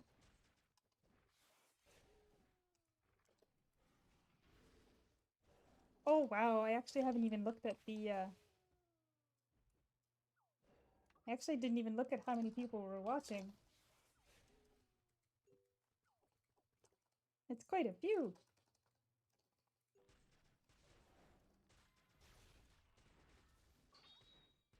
Wow, we had up to 18 people at one point, and I was too shy to even look and see. That was very...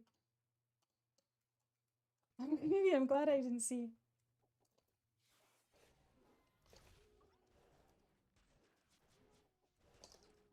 Yeah, I've actually got it that hidden because I don't have enough window space to be able to see all my software at once. I think I might need to look at how people that are actually good at streaming set up their screens while they're streaming because this is just not working.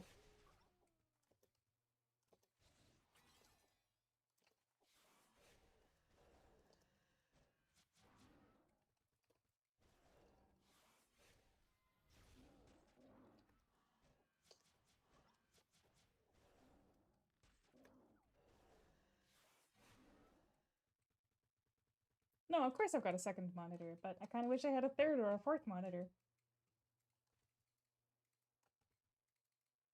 There's just too much stuff that I need to look at on my other monitor. Yeah, if I just had like a third monitor, like vertical mounted over here on the side, that would be cool.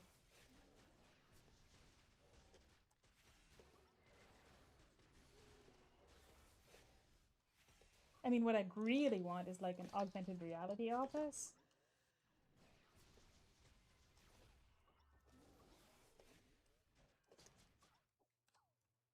Alright, I know you're gonna leave, but you're still gonna teleport with me to the next dungeon. That way I get the free teleport.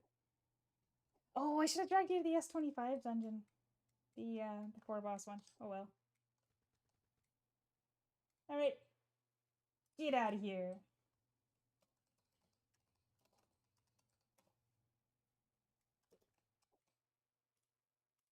Let's go.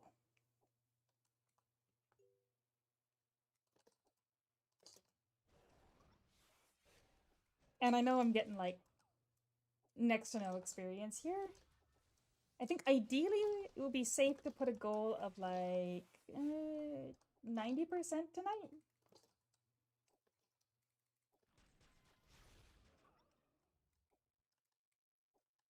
I could probably put out a call and see if there's any randoms that want to join in for the S15s.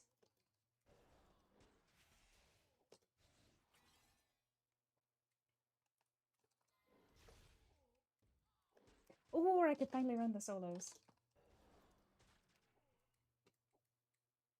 And if I run solos, I can switch over to using a controller instead of the keyboard.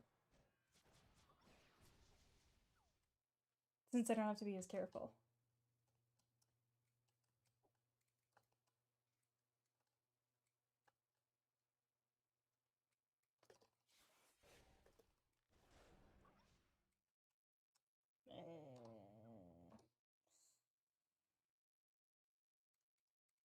Where's my controller set up?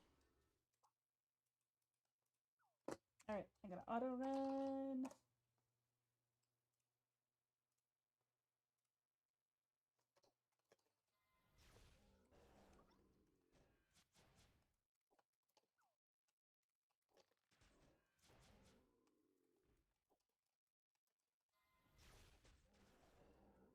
Actually, I could probably switch to a controller right here. Is it? Oh, there we go.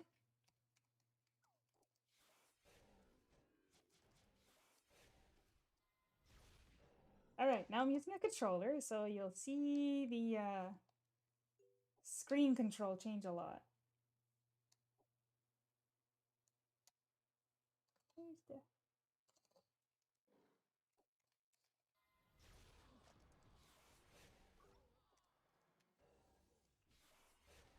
You know, I work 12-hour shifts on my day job.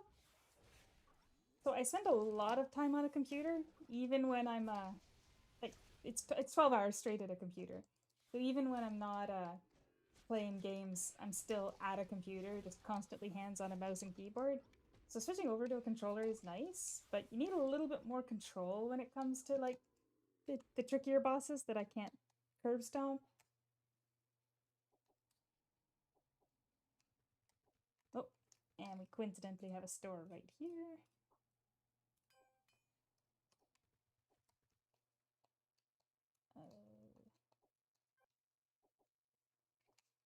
I suppose I could join a Vault of Eternity run too.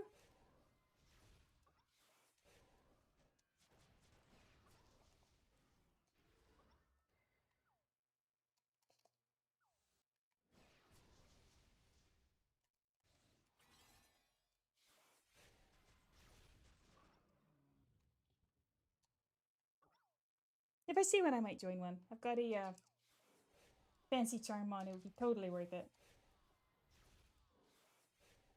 Could run solo Vault of Eternity too.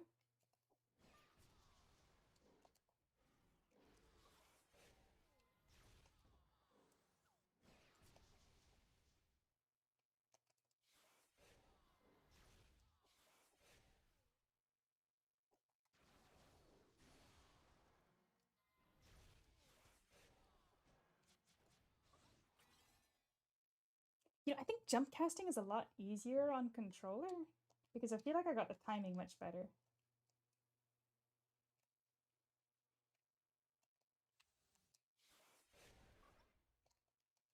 So the way I've got my controller set up is that L1 is jump and L2 is target.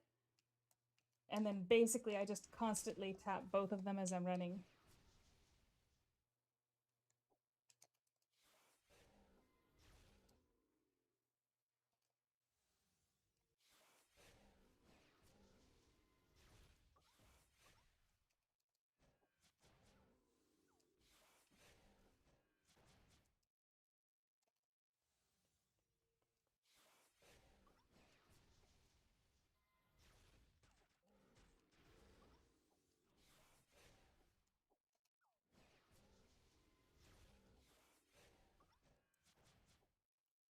Probably switch to move speed pets.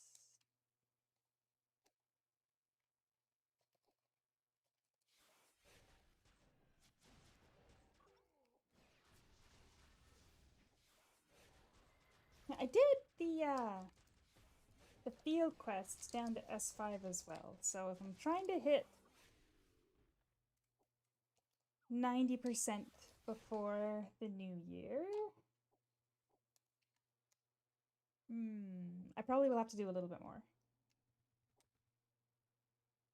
So BLD is the one that I don't like because this last guy, or the second last guy here, has that annoying thing where you need to hit him 400 some odd times in order to break his shield, and it's just not fun to try to have to do that on bow.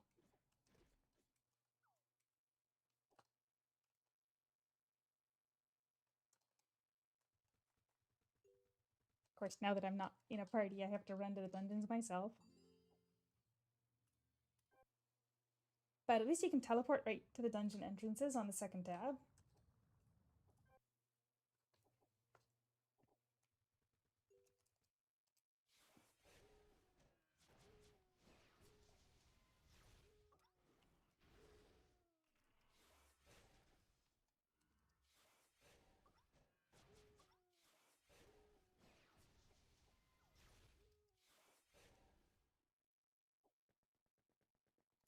Don't look up much while running these dungeons, but there's a lot of interesting stuff around, huh? Like Nakama's legs. That's not appropriate. I should move on.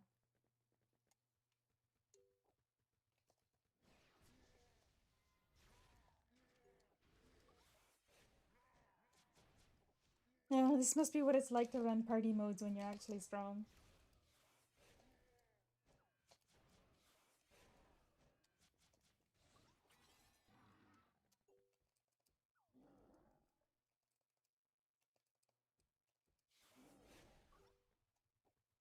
Now, I'm not strong enough to go any higher than 6, but if this person's just looking for a floor 6 carry,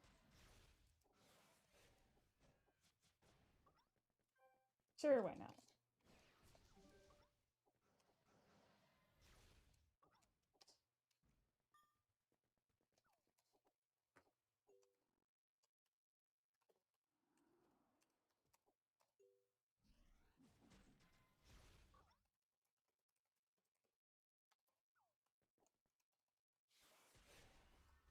Oh dear.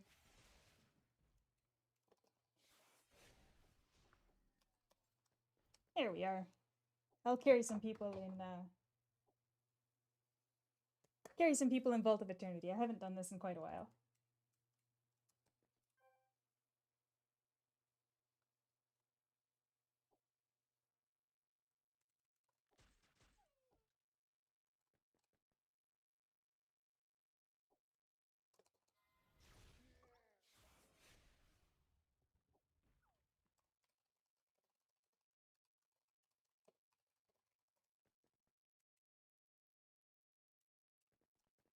Giving them a warning that I'm doing a live stream.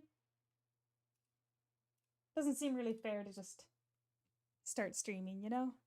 Or starting a party with people that don't know.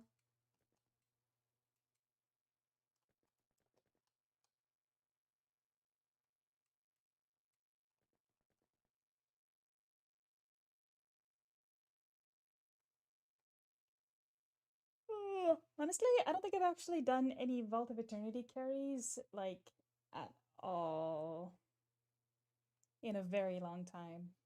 Won't be a problem. I know it won't be a problem. Floor 6? No sweat. Especially since we have a gunslinger.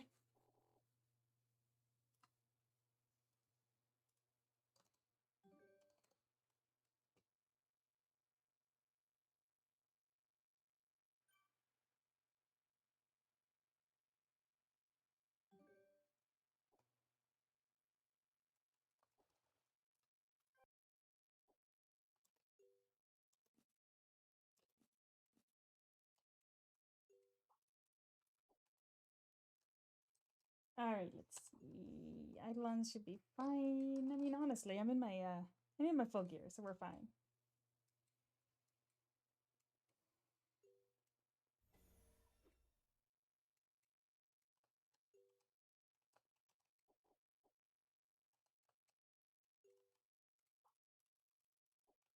Alright, floor 1.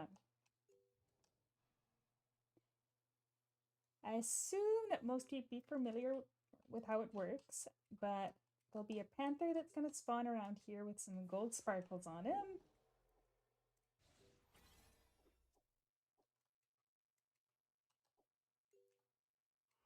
And we kill that panther to generate a spot of fire. There you are. Then 3 of us need to stand in the fire.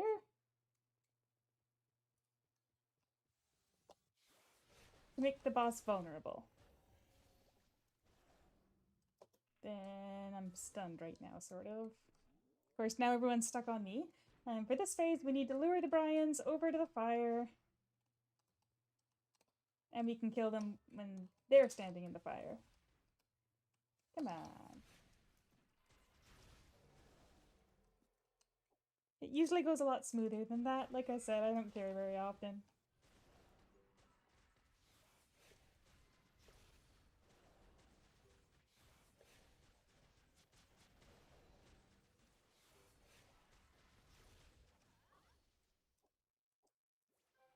And the main draw here is the loyalty points, I'd say. You can get some good Eidolons as well, especially on the later floors that don't appear anywhere else in game.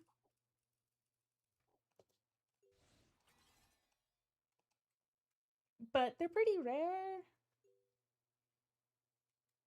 Maybe not as rare as the S25 weapon boxes were when I didn't need them.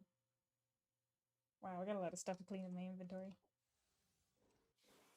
For this floor, you just gotta have everything killed at the same time before the other ones respawn. It's not too hard if you've got a lot of DPS.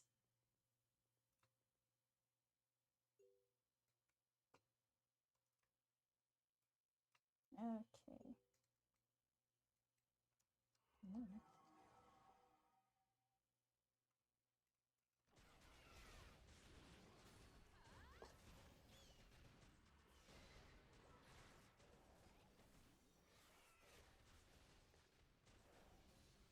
Oh, and I am planning to continue on my newbies guide, but I keep trying to think of things that old players just know that new players don't. Oh, hello, Plinko. Plinko, Plinko. Personally, I don't have my equipment hidden. That means anybody can look at my gear at any time. If you're shy, you probably want to check this box, and that means that other players won't be able to look. Whoop, whoop, whoop, there we go. So for example, I bet this person doesn't have their equipment visible. Yeah, see? If anyone were to do that to me, they would be able to see my gear. I have nothing to hide.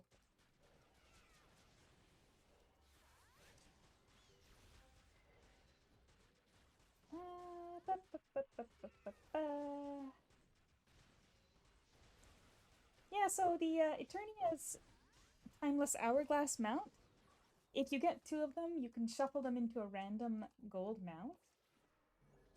So it's a pretty nice drop. But yeah, I think most people are here looking for the loyalty points or maybe some Eidolon fragments.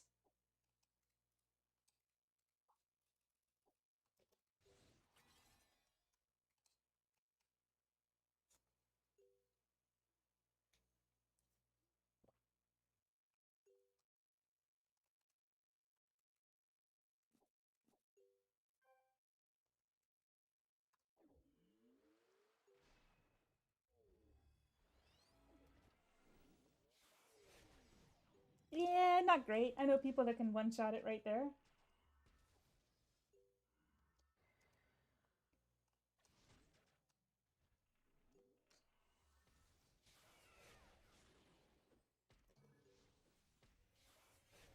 I feel like that should be enough to do some damage. Yeah. I guess I'll have to take out all four. Oh, right, that guy doesn't like dark skill. There we are. All of the Kales all by myself.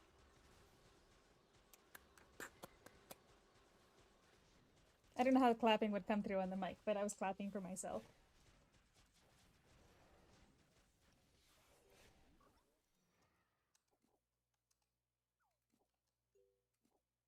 Ooh, 1,000 LP. Although, I actually kind of need to spend some LP pretty quick here.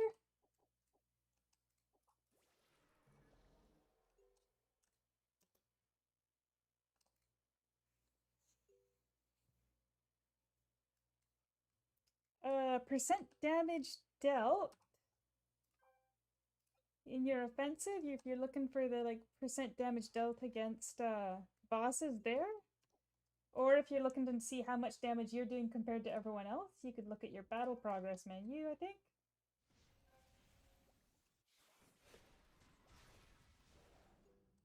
I did quite a bit of damage there.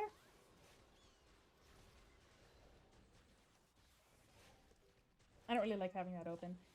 If you're looking to increase your detail damage, easiest way is just to use some food, especially if you just need it a little bit more.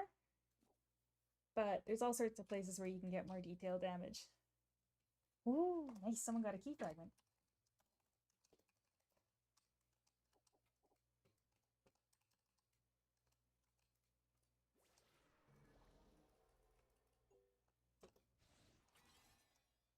Alright.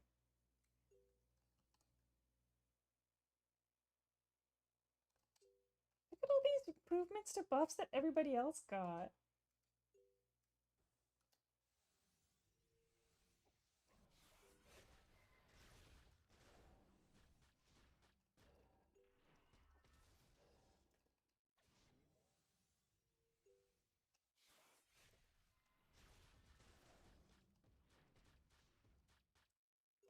Ooh, watch me die.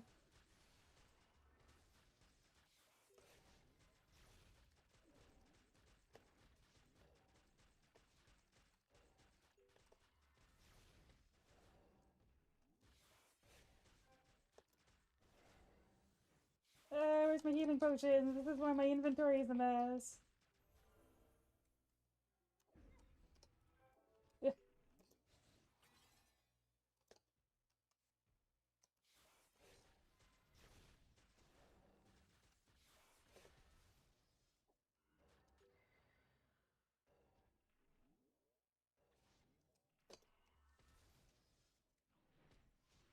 And I didn't complete the sacrifice there.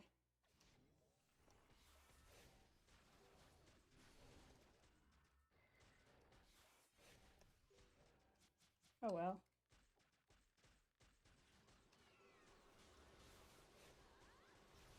I mean, I knew I wouldn't be able to one-shot it because this person, they forgot to do the ice trap. We probably would have been able to beat it without doing sacrifice if we had the ice trap. But it is what it is.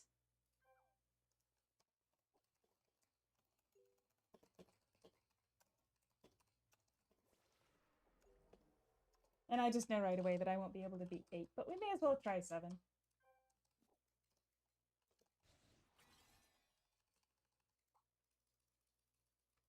So the way that floor works is, the previous floor that is that you, everybody gets a status effect, and they have to run to the totem that corresponds in order to clear that status effect. And if anybody doesn't clear their status effect, the boss shield does not drop.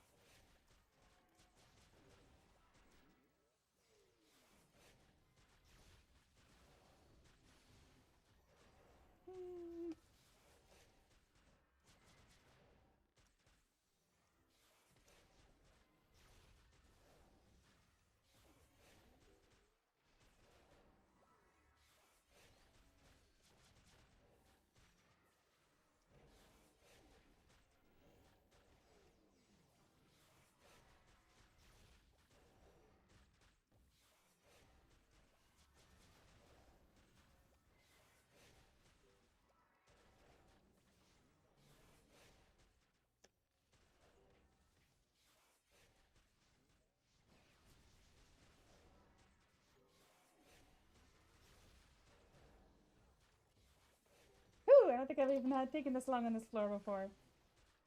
I don't even know what's going on here.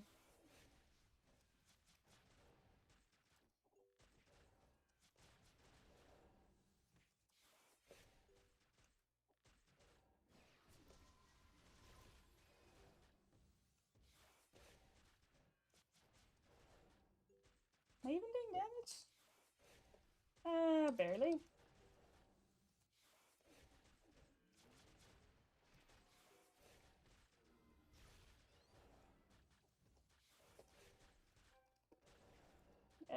Where's my potions?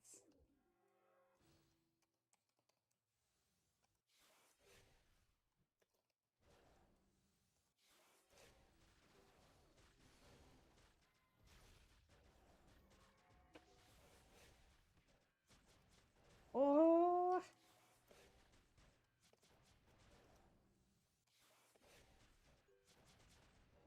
Alright.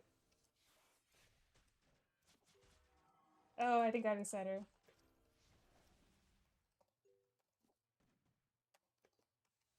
I dragged her too far.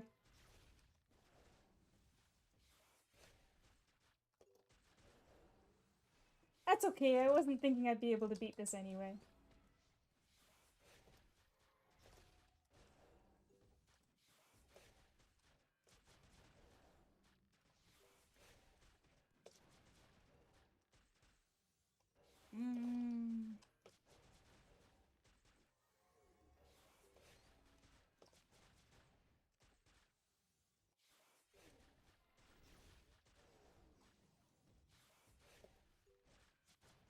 Oh, a funny glitch. Like, you see how my evasion is 0?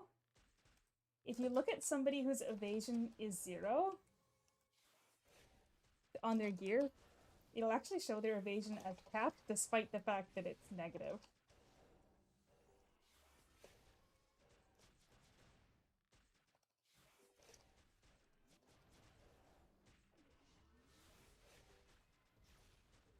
One hour to go to midnight. Whew.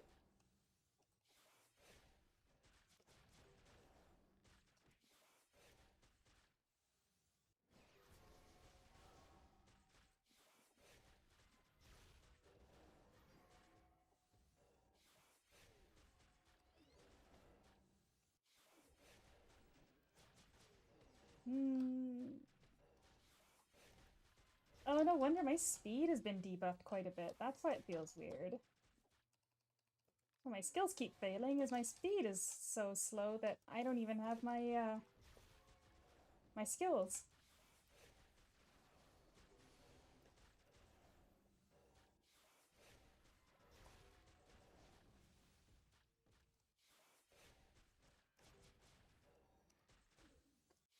Alright.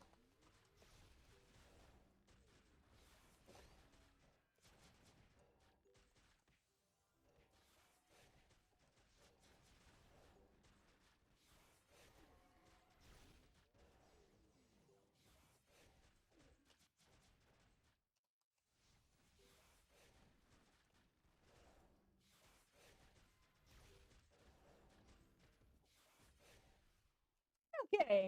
It took a while, but we totally did it. And that was totally me.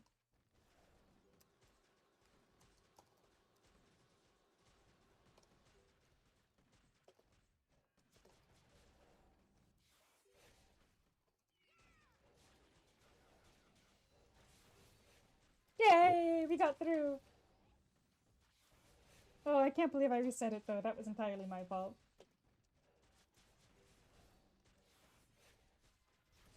Oh, it's a little off center, huh?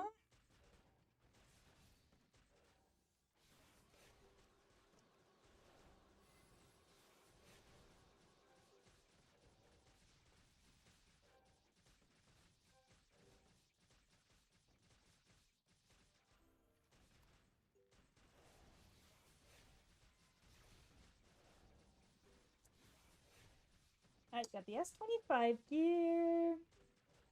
1 or 3 day sprites. In loyalty points. Yeah, that's mostly here for the loyalty points, huh?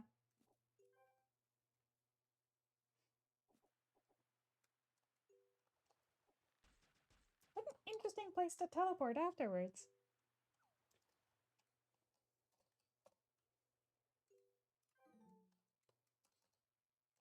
Okay, since we've got an hour left and I've got some solos left, we'll go back to Endless. Did I still have an Infernal Citadel? No, I think I did it twice. Maybe I didn't? I don't remember. Oh, I just don't remember. I know I have 2 here. And these guys aren't a problem in solo mode.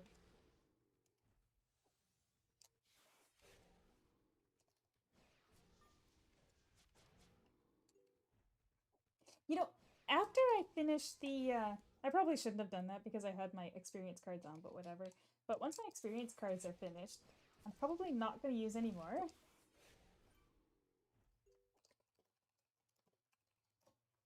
Oh, well, they got a 2,000 point LP. And then they whispered me to brag about it.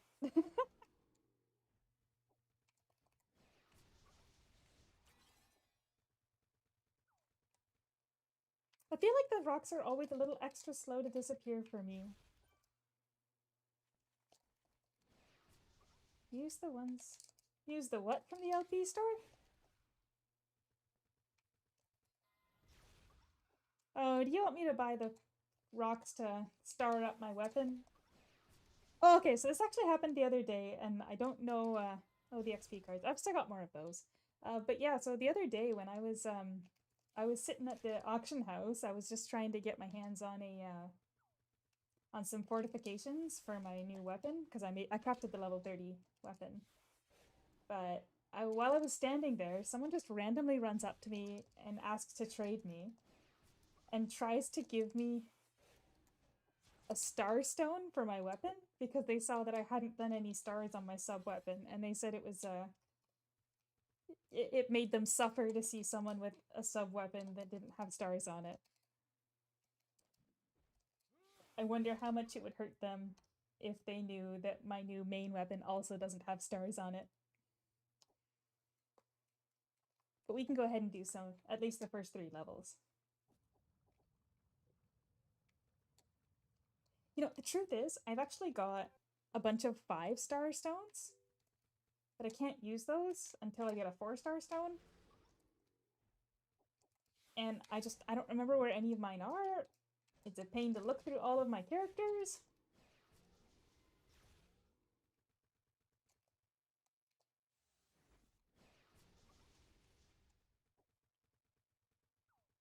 And I mean, the easy way would be if I were to just craft 1 more bow and use the 1 through 3 that you can get in the LP store, because, I mean, my LP is fine.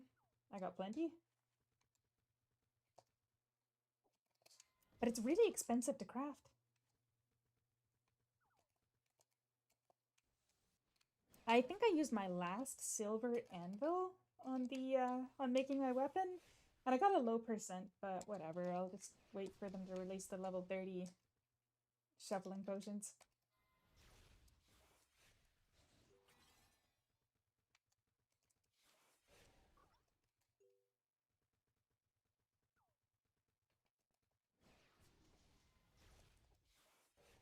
My book year was done. Oh, you know what I didn't use? I had 3 hours specifically because of this. I forgot to use my nightmare certificate. Oh. And that's literally why I made the run 3 hours, was because I knew that my nightmare certificate only lasts 3 hours. So, nightmare certificates, they're a real pain to craft. While the nightmare dungeons are up, you can buy the formulas for like, what, 250 gold? And then crafting costs like 500 gold? And there's a 1 in 3, like 1 in 4 chance of failure or something, so they're really expensive. I barely was paying attention when I was crafting the one that I got, and I got it on the first try, but whew, that would have been a lot of G to lose to nothing if it didn't go. Okay, I'm gonna check. I think we might have one solo left here. Yes.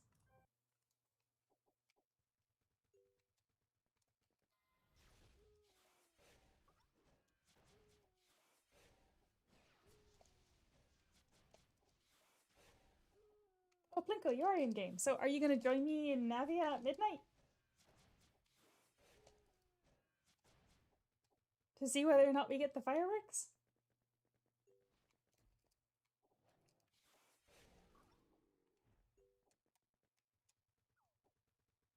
Yay! I feel like it's gotta have to be there, right?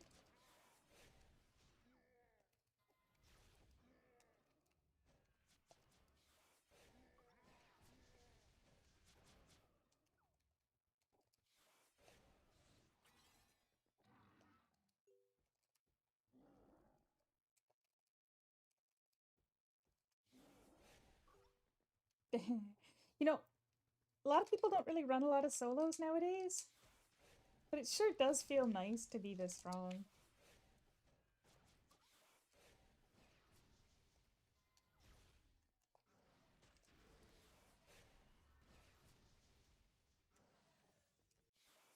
Oh, and if you see the all nines in the pop-up bubble windows, that's just because it's the visual cap. The damage actually does go higher. If you go to like a battle chat, you can see it doesn't cap out at all nines. It goes higher.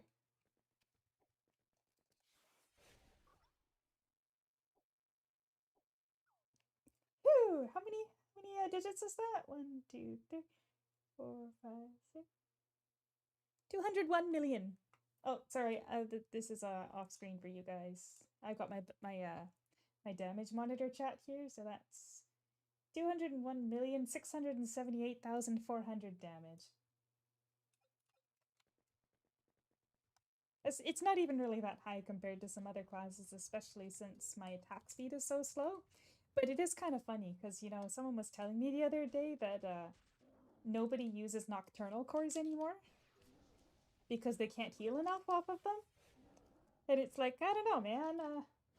It's not like we have nocturnal immunity in anything other than nightmares, and we do enough damage that even with the reduced effect of it, we still do a lot of damage.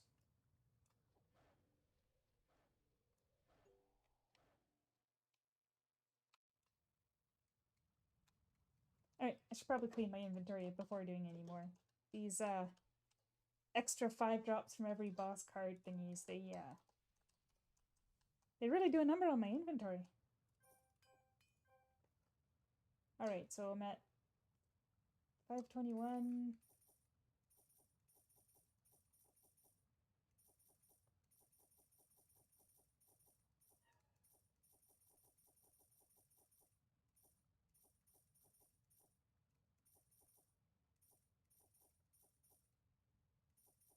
Okay, so basically like 100 gold just from selling the weapon boxes from running dungeons? That's not bad. Oh, I want to sell these off too, though.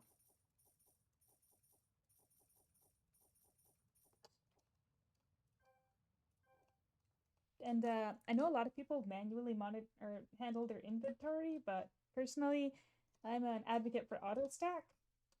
If you hold Alt while you click it, it'll stack everything across all your pages. But if you just click the one button, it'll only stack your current page of inventory. I mean, since our experience card's done, how about we change it up and go to the solo Vault of Eternity? It's been a long time since I've run that. Just for something different. Let's see, it's in Sunhunter's Vale. So when I was running the last set of live streams that I did, the intention was to like see whether or not I was ready for Awakening, and I was a little bit misinterpreting what I thought I learned. HP wise, the Awakening bosses have way more HP than these guys, and they do more damage, but their stats are comparable to about the Storm Dragon, Flokya. So if you can damage Flokya, it means that you've definitely got enough pen and detail damage to handle it. So from there, you can start worrying about your survivability.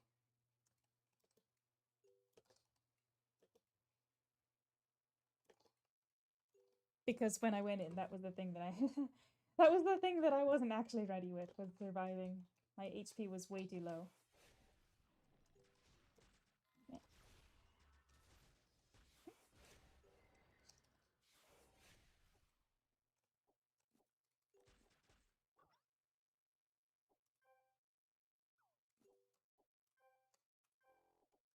Oh, I need to go to sell off my keys too.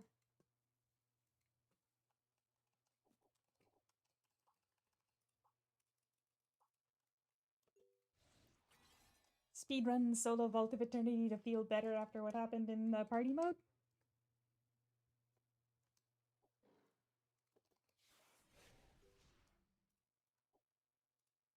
I wonder, are they planning on adding new floors to this? I could check that in the database.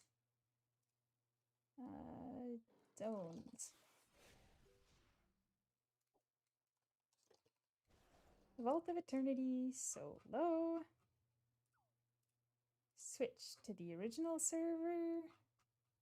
Oh, Vault of Eternity.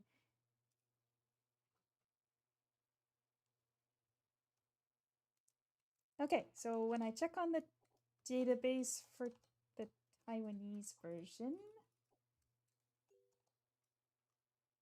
it only goes up to 15 as well. So they actually don't have new floors for it anywhere.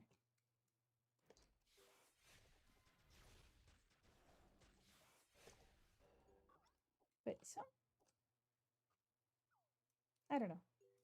I don't know what that is. I don't read I don't read Chinese characters very well. I only know what I know from Japanese. All right, close out. Oh, right underneath the window where I was checking it, I see that Plinko said that there was still only 15. And even in solo mode, I forget to start the floors.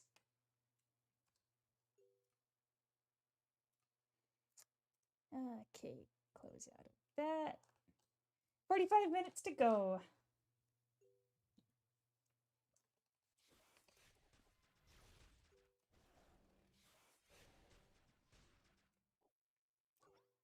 This is actually probably really silly to do if I wanted to hit 90% before midnight, but we'll just make it a bit of a rush after that.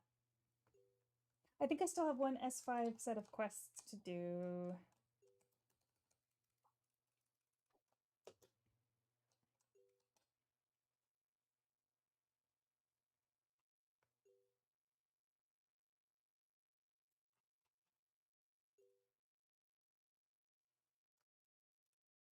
Ooh, Ketsu.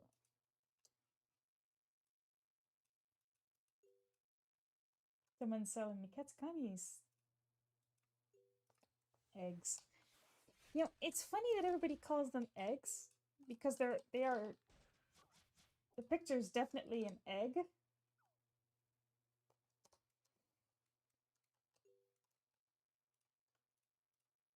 Actually, just got Percival to 2-star yesterday.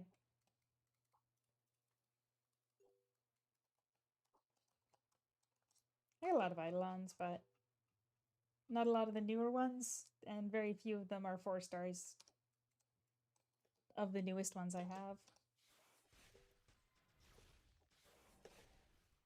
Ah, easy.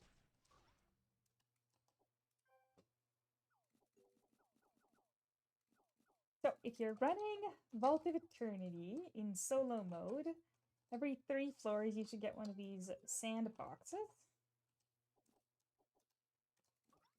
And you can trade the sand in them for Eternia fragments.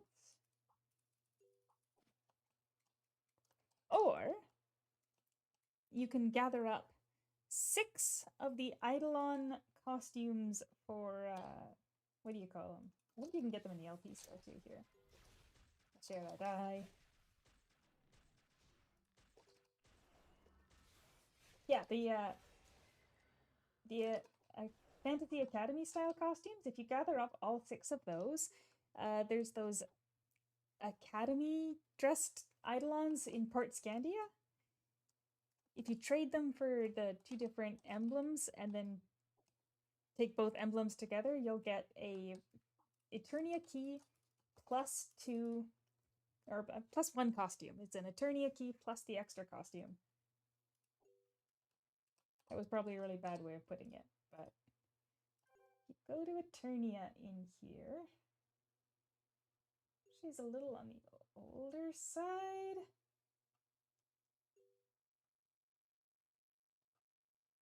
There we go, Eternia. This is her 3-star form. There we go, her graduation form. You'll get this costume plus 1 key of her if you get all of the costumes and trade them for the emblems.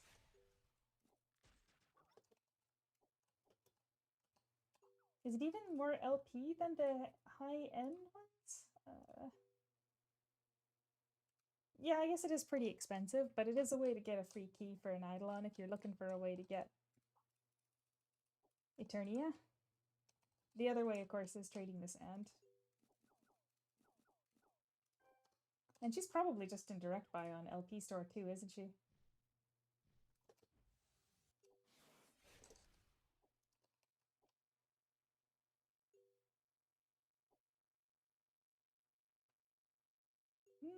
Yeah, there you go.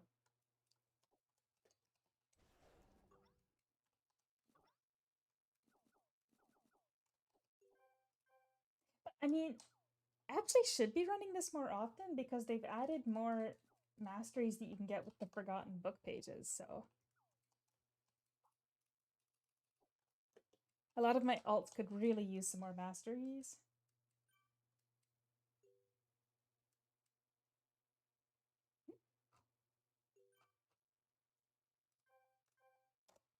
Someone accidentally whispering me. Okay, Blockia. So if you are getting ready for Awakening, you can test whether or not your damage is good enough by fighting Flockia. If you can damage Flockia, you can damage the bosses, and then your only concern will be whether or not you can survive them, because Flockia hits a lot softer than the Awakening bosses. I hit harder though, now. You know, back in my day, way back in my day, the Flockia accessory set was very expensive. You could pay like 5,000 a piece for it.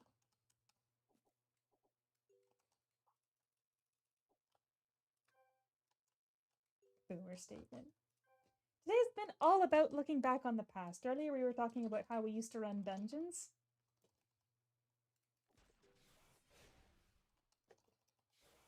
In fact, Plinko, I've got half a mind to drag you into Otherworld Alabastran Temple to show you how we used to do it.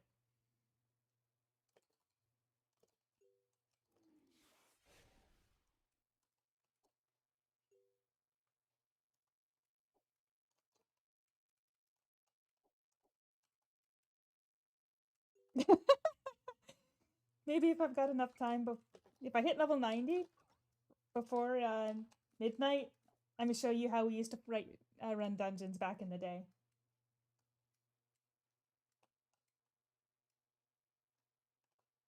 I got 40 minutes.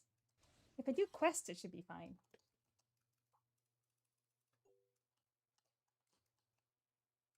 Just make everybody dizzy by spinning around really fast. Yes, it was sending someone to gather all the mobs. You probably played back then, didn't you?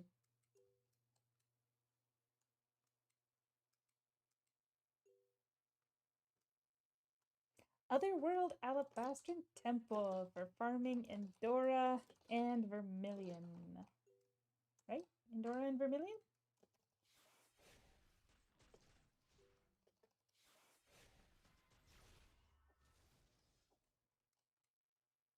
Ah, back in the good old days when level 60 was endgame.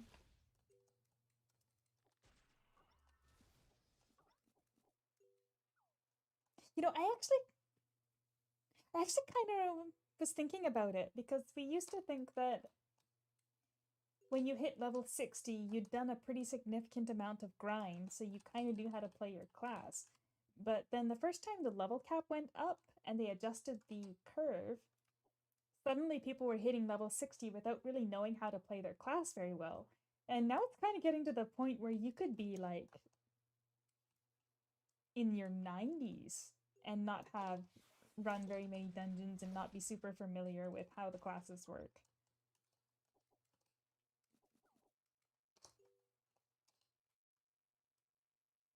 And I don't think it's a problem because it is kind of true that not everybody finds grind fun.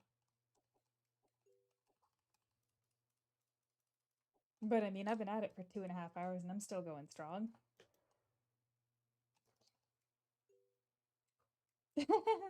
Some of us might be a level 131 and still be playing poorly.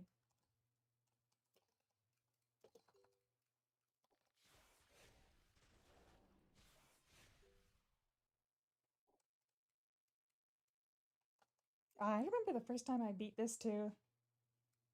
It was a real struggle against Bon. He's an annoying one.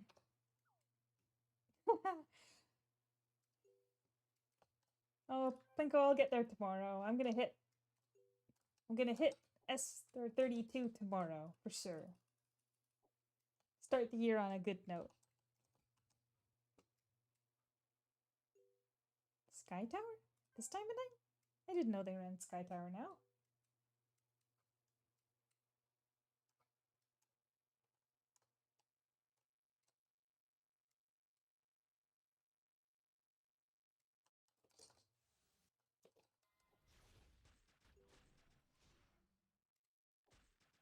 Yeah, so the totems on this one, I remember having to lure him around so that I could shoot him and the totems at the same time.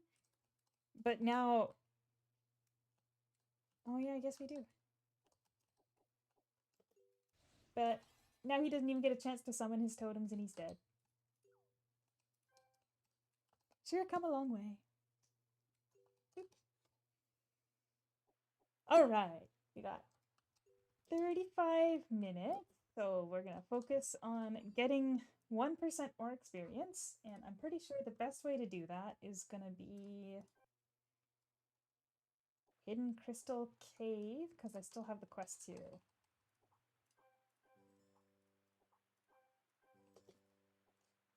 This will be a quick one. And if we're lucky, we'll get to see Tyr. For anyone who's not familiar, this little statue on the corner of my desk here, that's Tyr.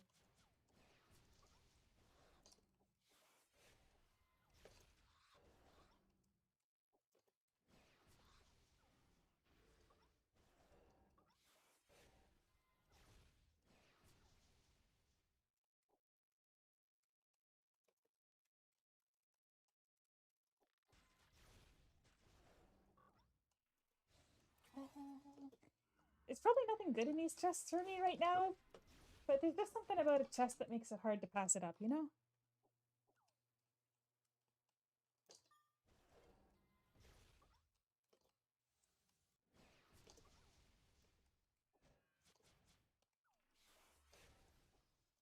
Okay.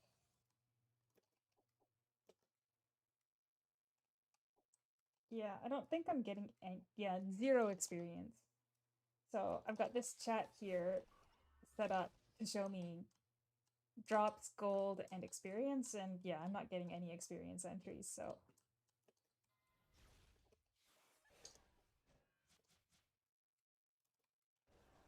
It's barely worth killing these mobs.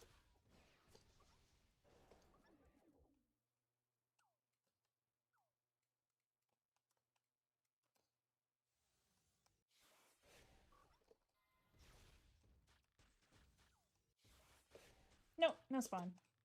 But you know, we did get 2 Michaela. And when I was running with Plinko earlier today, we also got 2 spawns in a full set, so they've been pretty generous today. Let's see. Well, this map alone isn't going to be enough, but some of the quicker S1s? Really kind of scraping the barrel here.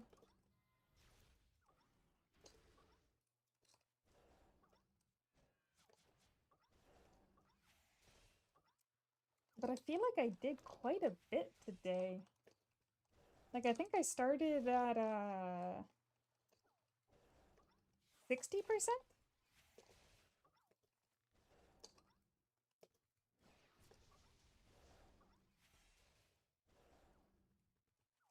I know that the S1s have a lot higher kill count, so I usually skip the kill ones with the high kill counts.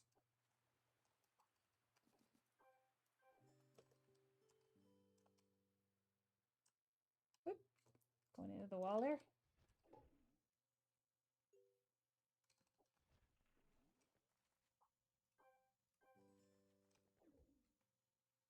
And while I'm auto running that, I can have some more coffee.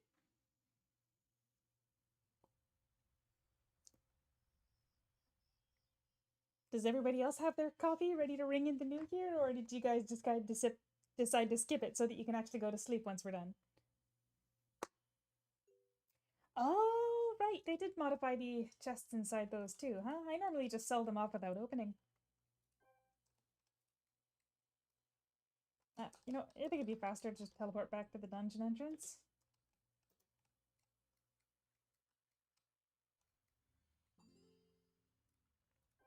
You know, now that you mention it, I do remember that they changed them, but I have no idea what it is that they changed it to. So yeah, maybe I will do level 90. Or 95. The 95 ones today are the ones I hate, though.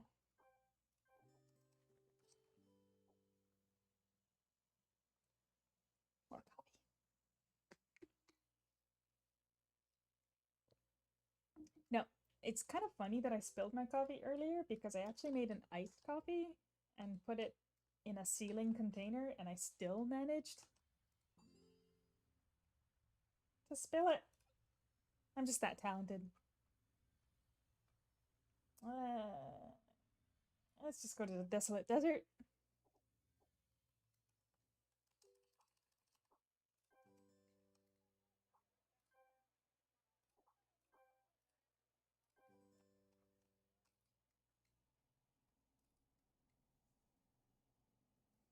You know, I like this mount, and I know it's not great because it's just an almighty one. I like having the HP, but even though it's not probably not the best mount for me to be using, and it fits with my color scheme. I mean, especially if I put on my tarot cards. But I hate the way it kind of bounces along as it moves. It's not very elegant. And I know my character just like radiates elegance, you know.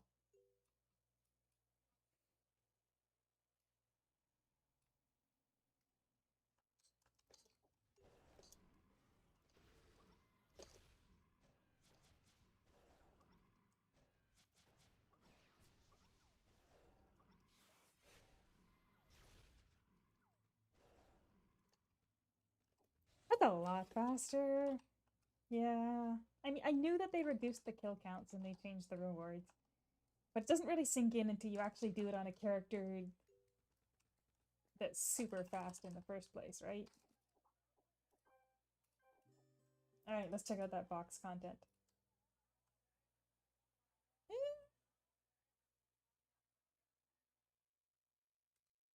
Not bad, not bad. Oh, we got 2 rewards from it too. 90%. There we go.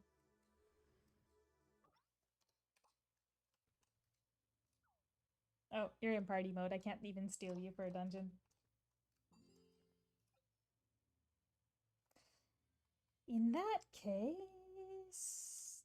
Yeah, let's go for Abandoning God solo mode. I think I still have achievements to do here. Oh. Are you almost done? Why am I on channel 1? No! Oh, it was because we went to channel 1 for that Vault of Eternity. Unacceptable. Although I see that the profile picture is now showing even though we're in different channels. That's interesting.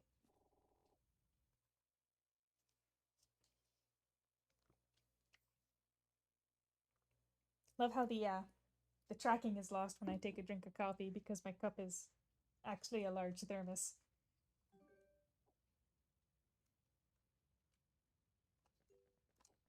Okay, yeah, I'll run my solo and then we'll pretend it's 2015? 2014?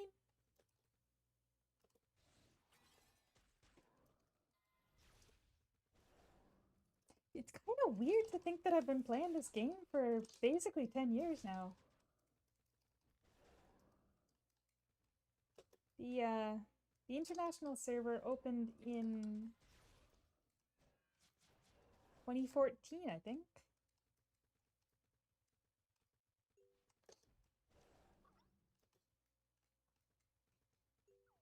I guess that's still only 9? Wait, was it 2013 December? Let's see, when was my guild made? Guild affairs. Everything's gone because of the transfer. They removed it all, but yeah, the game must have started in December 2013. So yeah, it's been 10 years for the English server. But it was so long ago that I don't even remember much about what was going on in my life otherwise. I would have been in university. I remember being really excited about it. It was kind of everybody was all about Sword Art Online back then. I don't remember if it was that the anime was announced or that it had already come out, but or maybe it was just that I was reading the light novels at that point because I was young and had low standards. But it was a good time.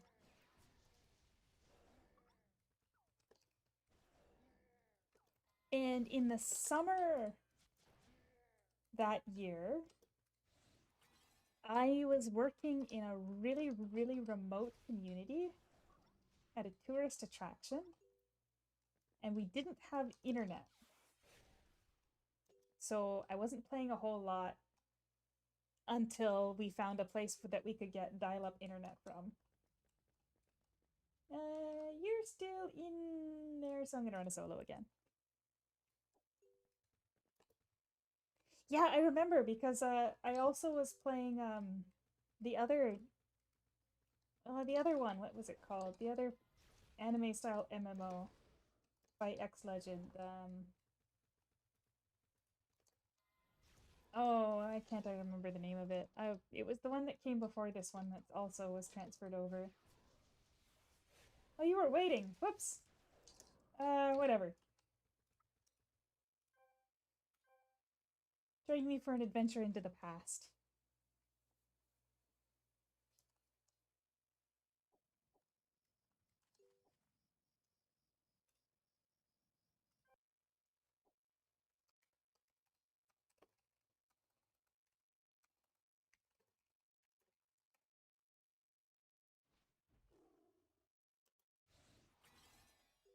Now, if anything, we're gonna have a problem that I'm too fast and can't aggro all the mobs.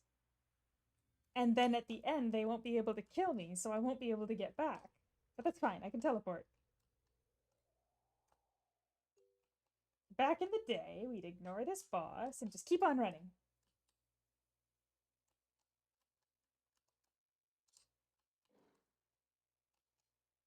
But like I said, I'm a bit fast now, so I have to kind of let them aggro on me before I can move on. And of course, the second boss isn't going to be there because the bosses only spawn if you beat the last one. And we come to the end.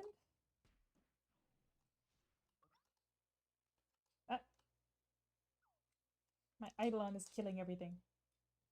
Well, not everything, but she's one-shotting them. Whoop, whoop, whoop, whoop, whoop. Alright, now we get to stand here and do nothing. Riveting gameplay.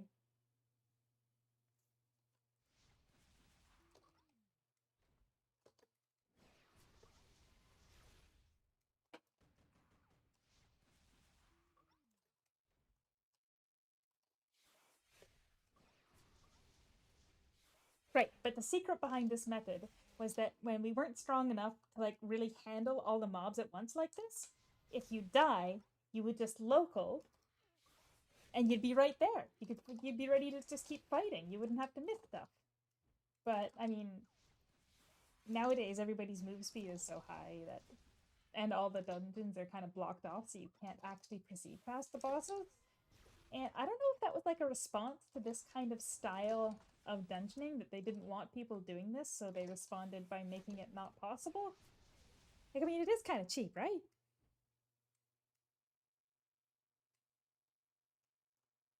Oh, and the other thing that I remember from way back in the day is the spiders in the walls of the dragon dungeon here. This is Lament, right? Lament of the no, it's not Lament. I don't know, but I'm bringing Plinko there next. Alright, once you're out of combat, it means all of the mobs are dead. And we get to run through. Hey, are you not even coming? There you are.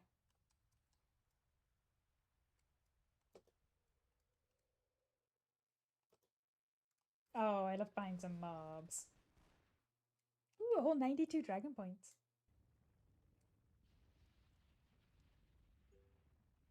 And it was so fast that my roar didn't even reset.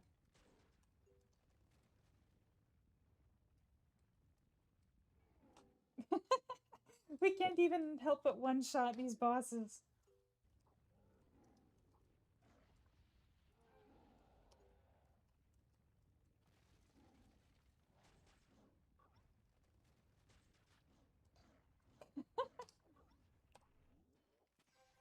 Okay, you know where we're going now? We're going into the spiders.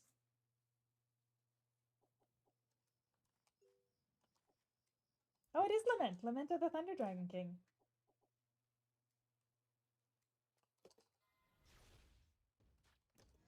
Oh, okay, so actually, funny story about this dungeon, and I swear I've mentioned it anytime we've talked about the past in Aura Kingdom. But the first boss has a poison debuff.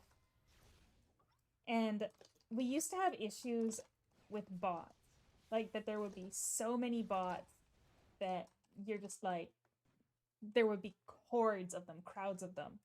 And I guess one benefit of the game not being as popular anymore is that that doesn't happen anymore.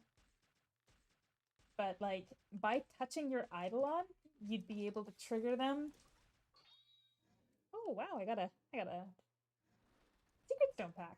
But yeah, so you that buff that was on me, that green cloud of evilness, you'd be able to take that outside of the dungeon by passing it between you and your Eidolon.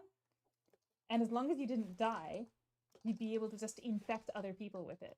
So I guess it's not too far off of what happened in World of Warcraft. Yeah, it was our very own plague.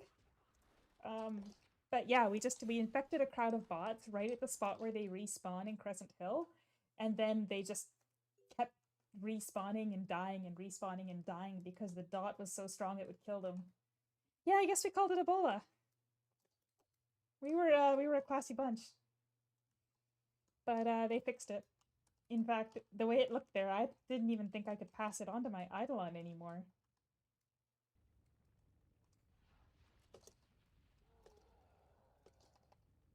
The other thing we once did, us rapscallions way back in the day, also this is the spiders. These guys hit surprisingly hard. They're quite a, I mean, 50% death down. Yeah, that'll make them hit hard. But yeah, like way back in the day, another thing that we did with the bots was there's that choke point for your quest before you go to Demarec Mines in Navea, where every single player has to pass through the same one mob of a lion in the cage next to the military hall. So there was somebody that just kept nuking the lion until there was a huge backlog of bots and they couldn't do anything. Oh yeah, so neat trivia. The original classes are on the wall around here. But all the new ones that were added over the years aren't. Oh, I guess he already killed that boss, huh?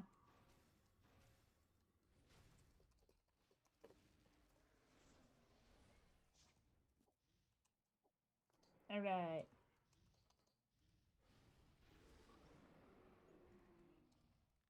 Hey, since we're at it, why don't we do Flockia's dungeon too?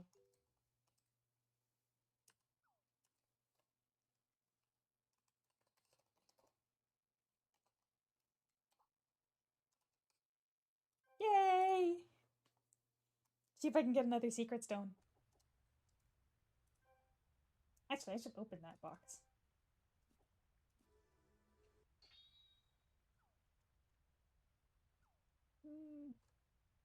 Oh, that's for sprinkling starlight. That's for star color? Yeah, stellar sapphire. Hey, that's not bad. I would actually use that on my stellar sapphire.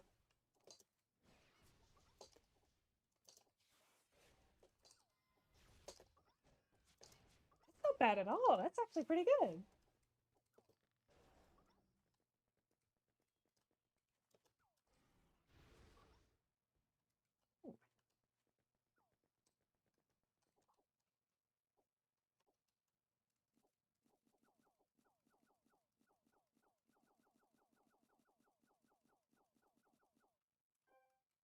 And actually, if you look at the secret stones, if I remember correctly,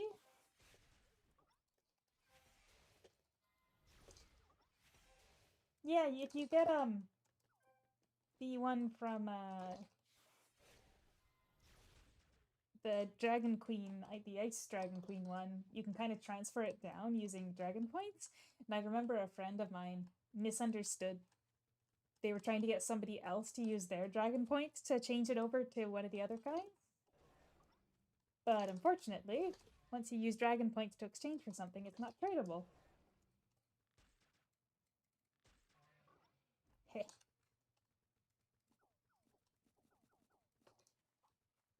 Did I leave Plinko behind? Oh no, Plinko left me way behind. How did you manage to get past the boss? I thought that guy was supposed to put up a shield.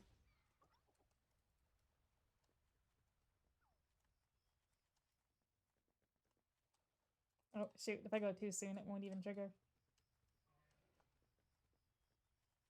Yeah, we both got knocked out. And here come the mobs.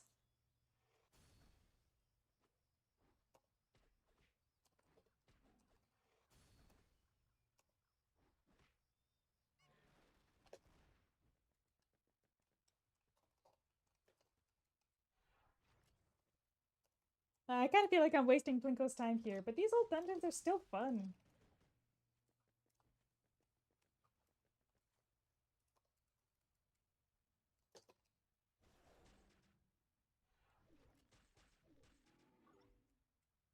Whoa! Evolution Ritual Chest! Okay, these have a very, very, very rare chance of dropping, and on top of that, they have a very rare chance of dropping evolutionary beads. Let's see if I get lucky. Nope. Oh, wow. That's pretty cute animations from the Christmas Sakuya Hime.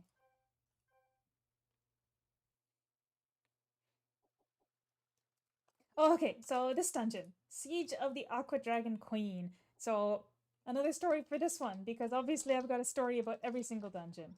And of course, my story for Flockia's dungeon is that he's my favorite, and I love Flockia. But for here, when you reach the second boss? No, it's gotta be third boss. Third boss is the first time you fight Vaughn in the game.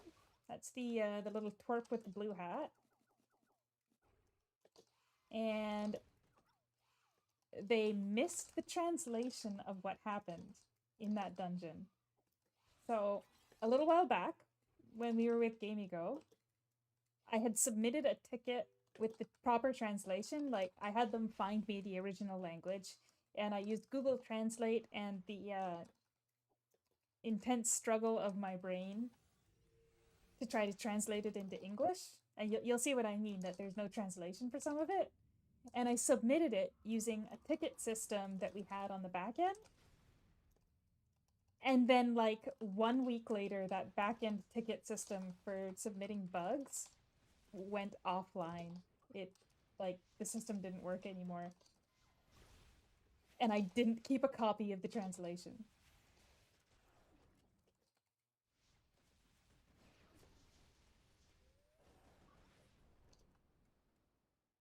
Because I was a moderator with GameGo back then as well.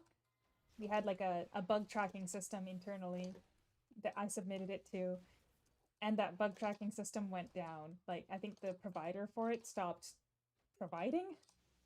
So I had a full translation for all of these reserved for Aqua Dragon instance, and it's just gone. Uh, Basically, Vaughn is pretending to be a small child who is crying, and Misayana comes in here and is all like, yo, these people just killed me. And Vaughn's like, dang, I was pretending to be a child and you outed me for being a boss. And then we have to fight him.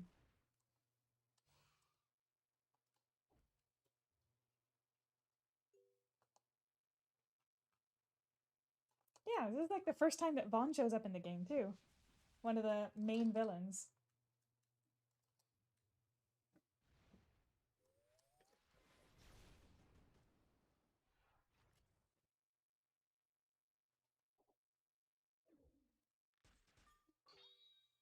Wow!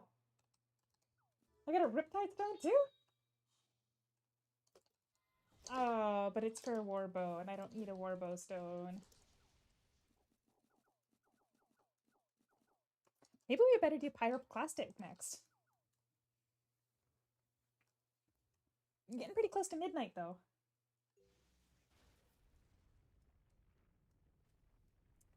Advice on making gold. Well, personally, I make my gold by selling stuff that I find in dungeons. And right now, I think the biggest sellers from dungeons are going to be from the Bond dungeons. And the Bond trophies are pretty rare, but because they're rare, you can sell them for a lot. Oh, geez, I got another Riptide Stone. Um,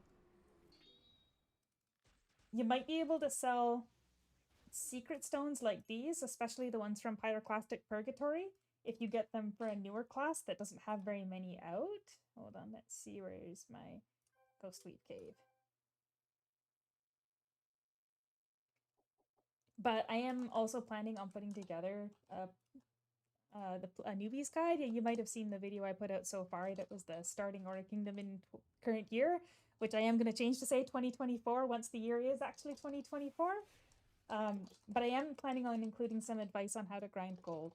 Right off the top of my head, if you're still relatively new in the game, the Obobo quests, which is there's a little brown plant-like creature standing outside of some dungeons. The items that you get for completing those daily quests, you can sell them. How much DD? Dual drive? I actually don't have that much. I got my some from the Eidolon archive, but I'm not using a triple. Well, I am using a triple strike, aren't I? The alcohol. And my I don't have a dual drive enchantment card for my weapons either, so technically I've actually got quite a bit less than your average player. Sorry, kind of getting derailed here. Uh, on Warbow,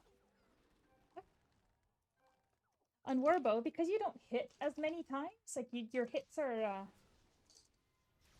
yeah, lava stones would be a good way. That's kind of what I was getting at. I'm getting distracted.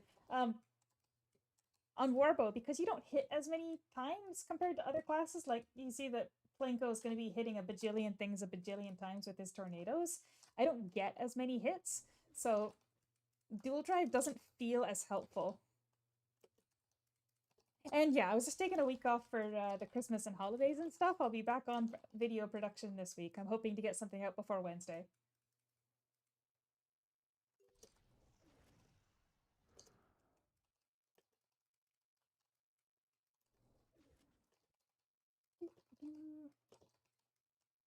Probably gonna run up and kill all the mobs, but whatever. Lava stone! Lava stone! For whip!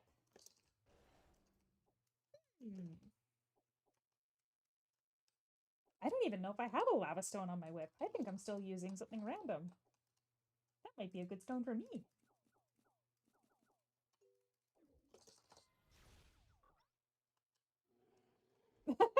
I do have a card on, or sorry, a charm on. I always say charm when I mean card and card when I mean charm, and I don't know why. Not like I play any other games that use the same terminology, but in reverse. All right, I think we can do one more.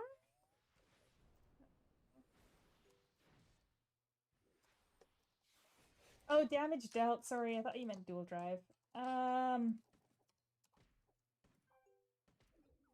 Here, my stats are actually all open for anybody. I've got 262 damage against bosses. And wow, only 12%.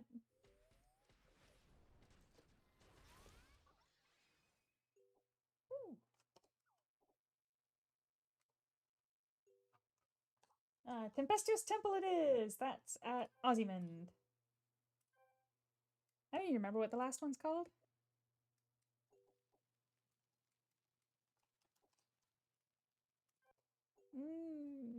It's the one that I did the, You know, when I was doing my last video, I tried to run every class inside a party dungeon different from every other one. So obviously I started off on the classes I was strongest on and did the highest level dungeons. And I was really surprised that I was able to beat the dungeon on my Lancer without any armor on at all. So that was fun. But yeah, eventually I did have to move on to doing solo modes because my characters were just so undergeared. But it was a lot of fun playing everybody.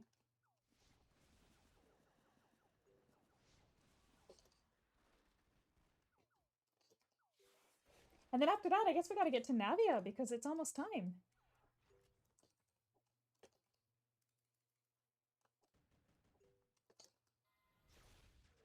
Let's see, where's the best place to teleport to head to Navea? Obviously, it's gonna be one of the dimension halls, right?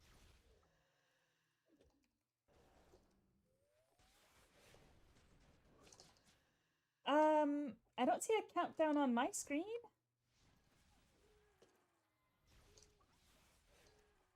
But I don't know if it was only 2 minutes or what. Because it's been a year, right? I don't have any kind of countdown to put on my stream, though. I'm not that talented at streaming. I could probably look at some, I should probably look at some add-ons if I'm gonna do this more.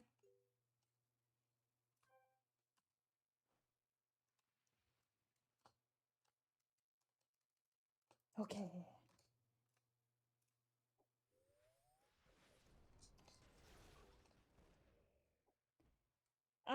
I'm thinking just teleport to Dimension Hall 35 is probably the closest one, right?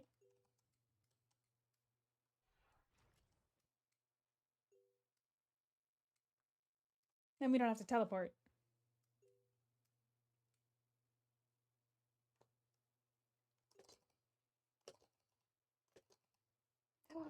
Oh, I don't even know, man. We're getting so close. I wasn't thinking about it, but if they don't run the... They don't run the fireworks. Okay, we made it.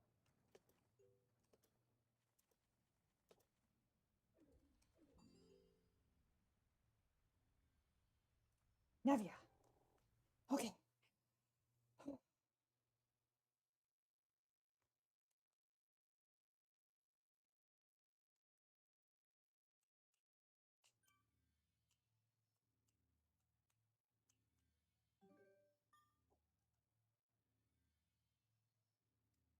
All right. Time to find out.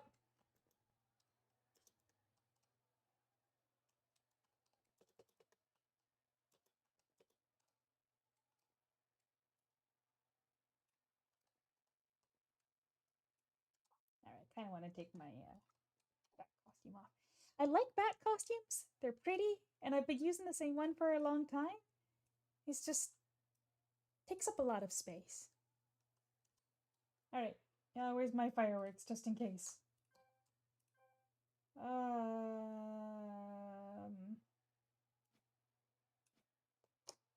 Okay. Synchronizing clocks.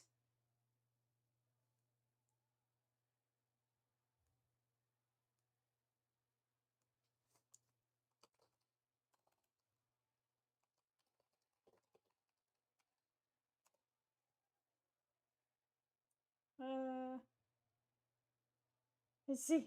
Where's my clock with the second hand? Okay. If it's gonna start, we should see a cat timer on screen starting in about 10 seconds. Oh, something's making me nervous. What if it's not? What if we don't get fireworks? Oh, we have someone joining us. Hello, Canyon people. It's here! Oh, yay! Oh my gosh, thank heavens! Oh, I've been waiting for this all year. Not really. I mean, strictly speaking, yes. But there we go!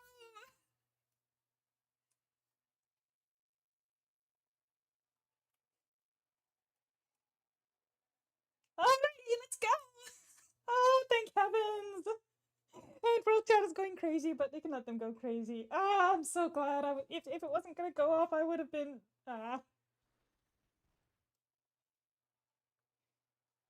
Yeah. Thank heavens. Thank heavens. Oh, it would have been really disappointing to end all of this with nothing, huh?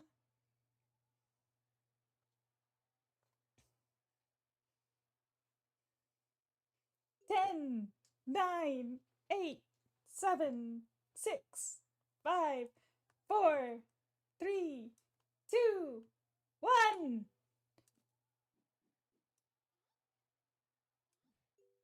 There we go! My fireworks alone! They didn't go off at the tower? Really? They didn't go off at the tower? Oh my gosh! Oh, the countdown started!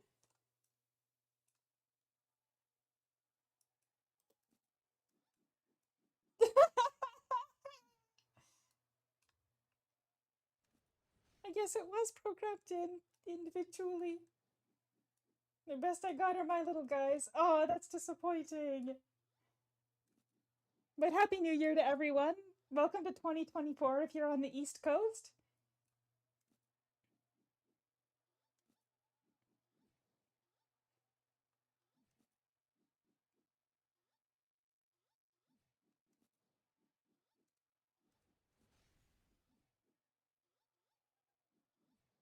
And there we go. Now 2024. And we're all just up here having fun, huh? Alrighty. Well, it's been a long night. I hit 90% like I planned, and I made the fireworks that they couldn't give us. I knew there was a reason why I took those off of the Paragon a little while back.